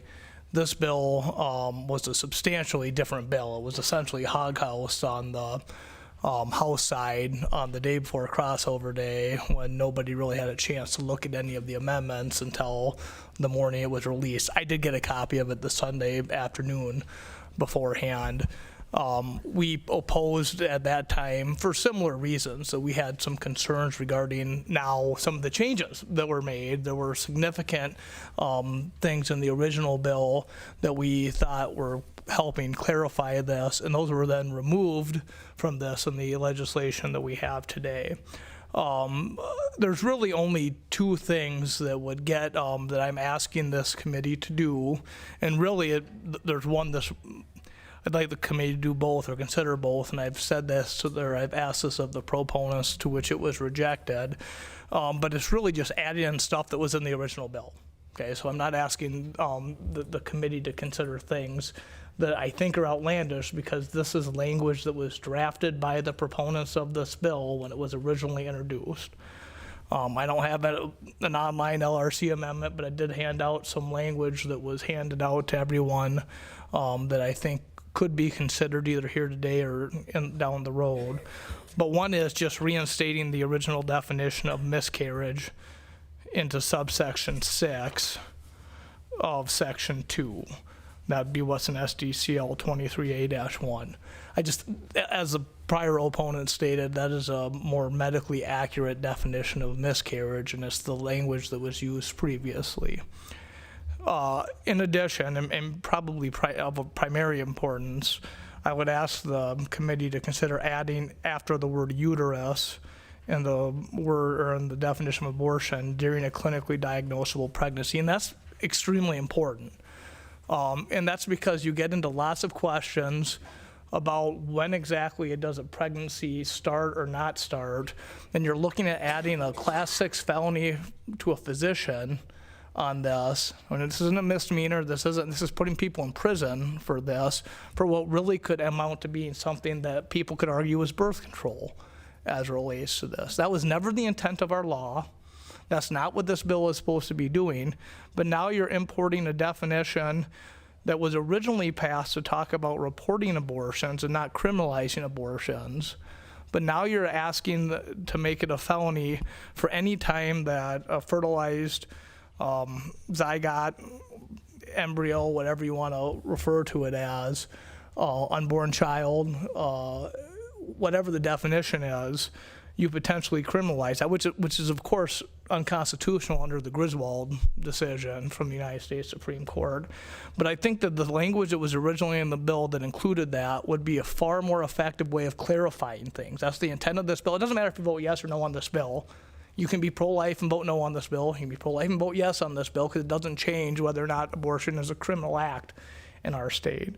But if we're going to clarify things, we should clarify things consistently with the law, and we should clarify them consistently with what the action is. I would commend the proponent from Texas who talked about this, about the Texas bill. I would submit that if you actually look at the Texas bill that was passed, it was far more similar to House Bill 1169 from 2023 than what's before you today. And that language has, including almost every state that's had this, has the clinically diagnosable pregnancy language in it, which is why I think it was in the original bill. So I would ask this committee to consider thinking about this more than just saying, yes, we agree with this. If the committee specifically would add in the small change to abortion back to the original form, I think it would make this bill significantly better, and it would get rid of a lot of confusion that's going to result from this bill passing. But if the committee does not do that, we would ask you to defer this to the 41st day. Thank you. Thank you. Further opponent testimony. We are at 8 minutes. Mr. Bell, did you sign in? Good morning, Mr. Chair, morning. members of the committee. My name is Samantha Chapman. I represent the ACLU of South Dakota, and we rise in opposition to this bill today as well, because like countless other legislative attempts before this one, HB 1257 seeks to insert the state legislature between patients and providers. The only way to ensure that everyone who needs the medical care that their doctors deem necessary is to eliminate blanket bans on medical care. Efforts like this just prove that one-size-fits-all laws don't work. In order to address all the possible circumstances that someone who is pregnant might face, we need to make access to medical care the rule and not the exception. Exceptions like this don't work in practice because they can't account for the complex circumstances that can arise during a pregnancy. By naming a handful of conditions that do not qualify as an illegal abortion in state law, this bill is also outlining all of the conditions that require emergency care, potentially including the termination of a pregnancy, that would not be permissible under HB 1257. Unclear and non-medical terminology in law can and does cause confusion for providers, and confusion can cause delays in care. No patient should have to wait for their provider to parse through legalese during a medical emergency. When we have delayed emergency care in obstetrics, we have hemorrhaging worsening, we have infections that spread, and we have organs that can fail. And for rural South Dakotans, these kinds of delays can be a death sentence. Think about our laws in South Dakota that require birth centers to be located within 30 miles of a hospital. These laws appropriately recognize that timing is essential in maternal care delivery. HB 1257 risks reducing clarity for appropriate care delivery and further delaying care, which puts lives at risk in service of a political agenda. Consider how this law might play out in the case of a placenta abruption. This is when the placenta detaches from the uterine wall before delivery, causing heavy bleeding. Placenta abruptions often happen suddenly, and left untreated can endanger the lives of both mother and baby. And I know this because I experienced a placenta abruption when I was in labor with my youngest daughter. Things were going really well until suddenly they weren't. I was losing blood, nurses in the room suddenly multiplied, and I was rushed back for an emergency C-section in a matter of minutes. My doctor told me afterwards that if had they waited even 5 minutes longer before they delivered Juliet, that we both could have died. I was really fortunate that my daughter was at term and could be safely delivered via C-section at that time. And I'm happy to report today, or Friday is her birthday, she'll turn 5. But not all placenta abruptions happen so close to delivery. In some cases, the emergency care that's needed to save that patient means the loss of a pregnancy. in those moments when timing is really limited and every single second counts, we have to be able to trust our medical professionals to use their education and experience to care for us. We need to let doctors do their jobs without having to consult a legal team to determine if the care that their patient needs falls within the legal parameters established by the state legislature, because delays in care can be fatal. It seems like we see efforts like this to reform or clean up South Dakota's abortion ban every election cycle. This bill and previous similar efforts underscore just how much of a political issue women's health care, including abortion, has become. And that's not only disappointing conceptually, but also it's harshly devastating for those of us who have to live in the piecemeal medical reality created by these politically motivated legislative efforts. There's a difference between your personal beliefs about when life begins and laws that should apply to all of us. Being pregnant shouldn't mean you have fewer rights. Anyone who's ever had a medical emergency during pregnancy can tell you how scary it is and just how much we have to trust our medical providers in those moments. This bill doesn't help doctors in emergencies. While I think it's well-intentioned, the carve-outs in this bill only further muddy the waters for doctors trying to care for patients in legally hostile state. For those reasons, we urge your opposition. Thank you. Okay, we are well over the limit, so is there anybody else who would like to give a Me Too online? Hi there. My name is Amrita. I'm a medical student. I was hoping to share a story with you all. Is there time for that at all? There is not. We are nearing the end of the committee. I'm sorry. Okay. Well, my name is Amrita. Then I'm a medical student here in South Dakota, a third-year student. I'm about finished with my PhD on ovarian cancer, and I urge you to oppose HB 1257. Thank you. Seeing no further opponent testimony, we'll go to rebuttal.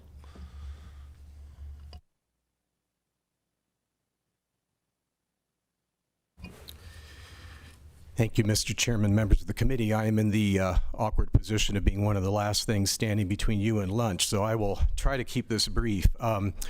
Just to address some of the concerns that were raised by opponents, let's talk first about the definition of miscarriage. So by way of review, the definition in the bill before you is the spontaneous loss of a pregnancy. And there's been concern expressed that, well, that's not sufficiently detailed. But if you actually look at medical sources and how they define that, you'll find that this definition is very consistent with authoritative medical sources. And the first one I'd like to refer you to is the American College of Obstetricians and Gynecologists themselves. If you go to their Women's Health Dictionary, which is a patient-oriented website sponsored by ACOG, it defines miscarriage as loss of a pregnancy that is in the uterus. Harvard Medical School, a miscarriage is a loss of a pregnancy. National Cancer Institute, miscarriage, an unexpected loss of pregnancy before the 20th week of pregnancy. Royal College of Obstetricians and Gynecologists, miscarriage is the unplanned loss of a pregnancy before 23 weeks. So what you see is this definition is very consistent with what a lot of authoritative medical sources have. The most important concept is the word spontaneous, which means occurring naturally without external influence. And so we think that the definition is fine as is. Regarding ectopic pregnancy, you know, if you look at states that have created an exclusion for ectopic pregnancy, most of the states that have that exclusion don't explicitly define it. We think that medical professionals know what an ectopic pregnancy is. I will point out, though, that the definition that ACOG again told you they prefer today is inconsistent with their own definition in their online Women's Medical Health Dictionary. This is what they say an ectopic pregnancy is: a pregnancy in a place other than the uterus, usually in one of the fallopian tubes. So again, we see some inconsistency between the testimony you heard and the official definitions recommended by this group. Final point I'd like to just address is the concern about clinically diagnosable pregnancy. I just think it's important to understand that the suggestion, as I understand it from the lobbyists for the Medical Association, is that this is necessary because of the language that we have in our current definition that says the intentional termination of the life of a human being in the uterus. That is what our current law definition is, and that was enacted in 2021. Okay, it was House Bill 1114. And I went back and I looked at the House and Senate hearings on House Bill 1114, and there was no testimony against that definition offered by either American College of Obstetricians and Gynecologists or the State Medical Association. In fact, there was no opposition testimony whatsoever to that bill that added our current definition of abortion to the law. It passed House Judiciary 12-0 and Senate Judiciary 7-0. So that is our current definition. That's been in effect since 2021, and we don't see that there's any ambiguity with it, and believe that it should not be altered. Thank you. Thank you. We'll close testimony and go to committee questions. Any questions? Sure. Senator Pischke. For Representative Heineman. Representative, there was a handout here talking about a potential amendment. I think Mr. Pauley touched on most of it, but I'm just kind of wondering your thoughts on that. Unfriendly, friendly, language needed, no, yes, maybe? Thank you, Mr. Chair. Yes, yes. I don't have that in front of me, but I think there was 2 actual amendments that he wanted. One right here. And I think Mr. Pauley did address that during a clinically diagnosable pregnancy. That doesn't fit with the Obstetric and Gynecologist Association definition, like he said. So I think we're fine with our definition. That goes back to 2021. And then what I think is interesting, they want to read or define more further the spontaneous loss of a pregnancy, including circumstances inevitable miscarriage, and incomplete miscarriage, or missed miscarriage. If they want to define those miscarriages further with those adjectives, then in my opinion, they have to diagnose them in the body. And I don't know how they're going to do it. How are you going to differentiate between a missed miscarriage or an incomplete miscarriage? That's where I see it as kind of redundant. So I urge you to oppose the desires to amend based on those. Thank you. Further questions from the committee? Seeing none, we'll close questions. And oh, do you have a question, Senator Colbeck? I'm sorry, Representative. I just want to make sure I'm following you on that answer, Mr. Chair. Yes, go ahead. So it's your belief that a spontaneous loss of pregnancy is an inevitable miscarriage, an incomplete marriage, and a missed, and is that your opinion? No, Mr. Chair, that's not mine. No, that's, I think I don't know how you can define inevitable. Okay, I got it now. Okay.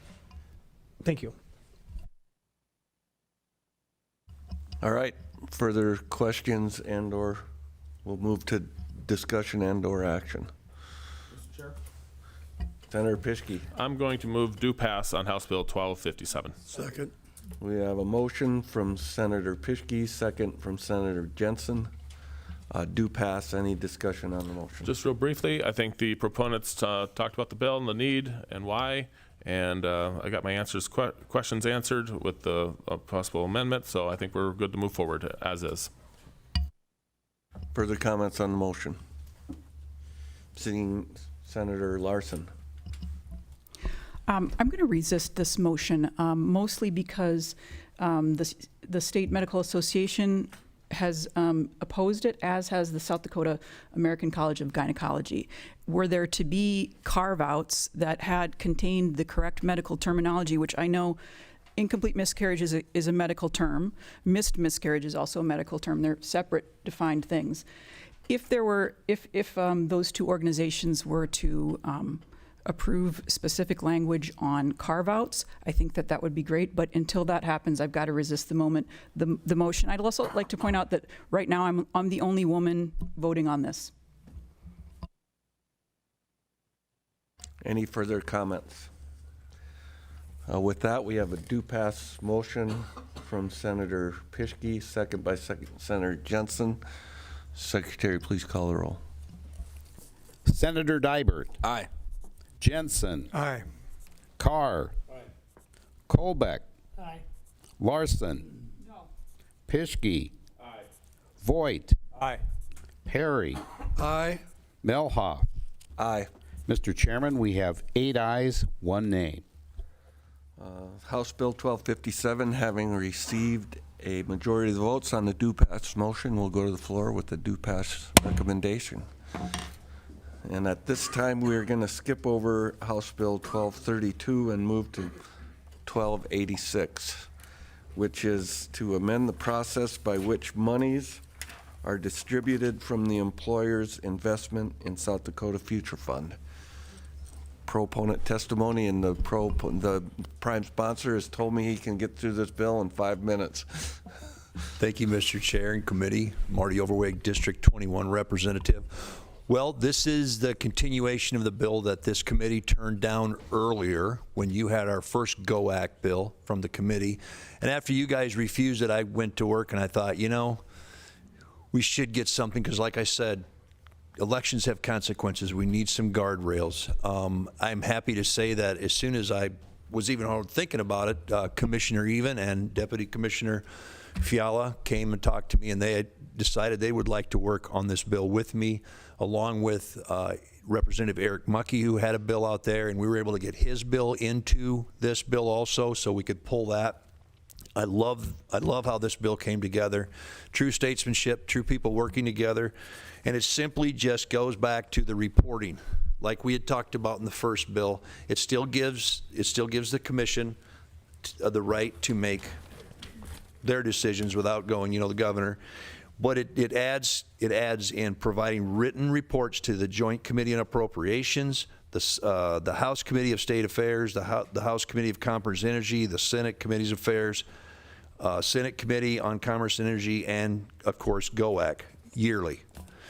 I think by having that many representatives and senators getting their reports of what they're doing now, this is on projects over $1 million.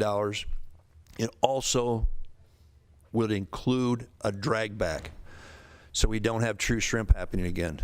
So Go Ed Future Fund would have ability to go back to these places and say, oh, you didn't fulfill, so the money would come back. And also there is a clause in the bill, I'm trying to hurry, but that no money would be dispensed until they spend the money. It's reimbursed. It's not given to them up front. They have to spend the money first to get the help. So with that, I'm going to let Commissioner Even come up and talk to you a little bit more about it. But thank you. Thank you, Representative Overweg. Commissioner Even. Morning, Mr. Chairman. Bill Even, your Commissioner at the Governor's Office of Economic Development. As Representative Overweg indicated, we did work together with him in good faith. Everything he stated is accurate, and we are fine with the bill as written. Thank you. Thank you. Further proponent testimony. Representative Overweg said he could get it done in 5 minutes. I think the odds are dwindling that you'll get that done. I will be really Welcome, quick. Senator Thank you. Howard. Taffy Howard, District 34. Basically, a me too. I know he did a great job of explaining the bill, but just a reminder that these funds are outside the normal appropriation process, and they are quite large at times. And we're investing the authority to spend these funds in the executive branch outside of that process, and we need more statutory guardrails and guidelines. So I would urge a do pass on this bill. Thank you. Further proponent testimony on 1286. Try to keep it short. Mr. Chair, members of the committee, Representative Eric Mucky, District 15, downtown North Central Sioux Falls. As an ex officio member of the South Dakota Board of Economic Development, it was really appreciated that Representative Overweg worked with me to share my perspective as well in this bill. The reporting requirements that he shared was part of another bill package that I actually brought forward separately alongside the good senator from Brookings County, Senator Tim Reed. This is probably one of the best ways we could approach this particular topic. I'm really appreciative of all parties coming together, legislative, executive branch at the same time. This is a really effective way to meet the need for more oversight function for the Futures Fund while also sustaining its really positive impact. So with that, Mr. Chair, I stand in support of this. Thank you. Thank you. Further proponent testimony on 1286. Seeing none, we'll close proponent testimony and go to opponent testimony. Is there any opponent testimony on House Bill 1286? Seeing none, we'll waive rebuttal and go to committee questions.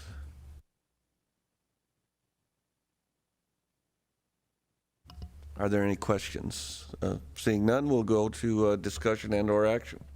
Mr. Chair. Yes. I'll move due pass Senate Bill 1286. We have due pass by Senator Colbeck, second by Senator Pischke. Any comments on the motion? Yeah, I would say anytime you get this type of opponents, we've had a bill where we didn't make it through, and then we brought another one, and now we have GOED and a couple other folks online. So I do think that we should pass this bill. Any further comments? Seeing none, it's a due pass motion by Senator Colbeck, second by Senator Pischke. Secretary, please call the roll. Senator Dybert. No. Jensen. Aye. Carr. Colbeck. Aye. Larson. Pischke. Voigt. Aye. Perry. Aye. Melhoff. No. Mr. Chairman, we have 7 ayes, 2 nays. House Bill 1286, having received a majority vote on the due pass motion, will go to the floor with the due pass recommendation. And at this time, we will defer House Bill 1232 until Wednesday. And that will conclude our agenda for the day. So I'll look for a motion to adjourn. So move. Motion by Perry, second by Jensen to adjourn. All in favor say aye. Aye. We are adjourned.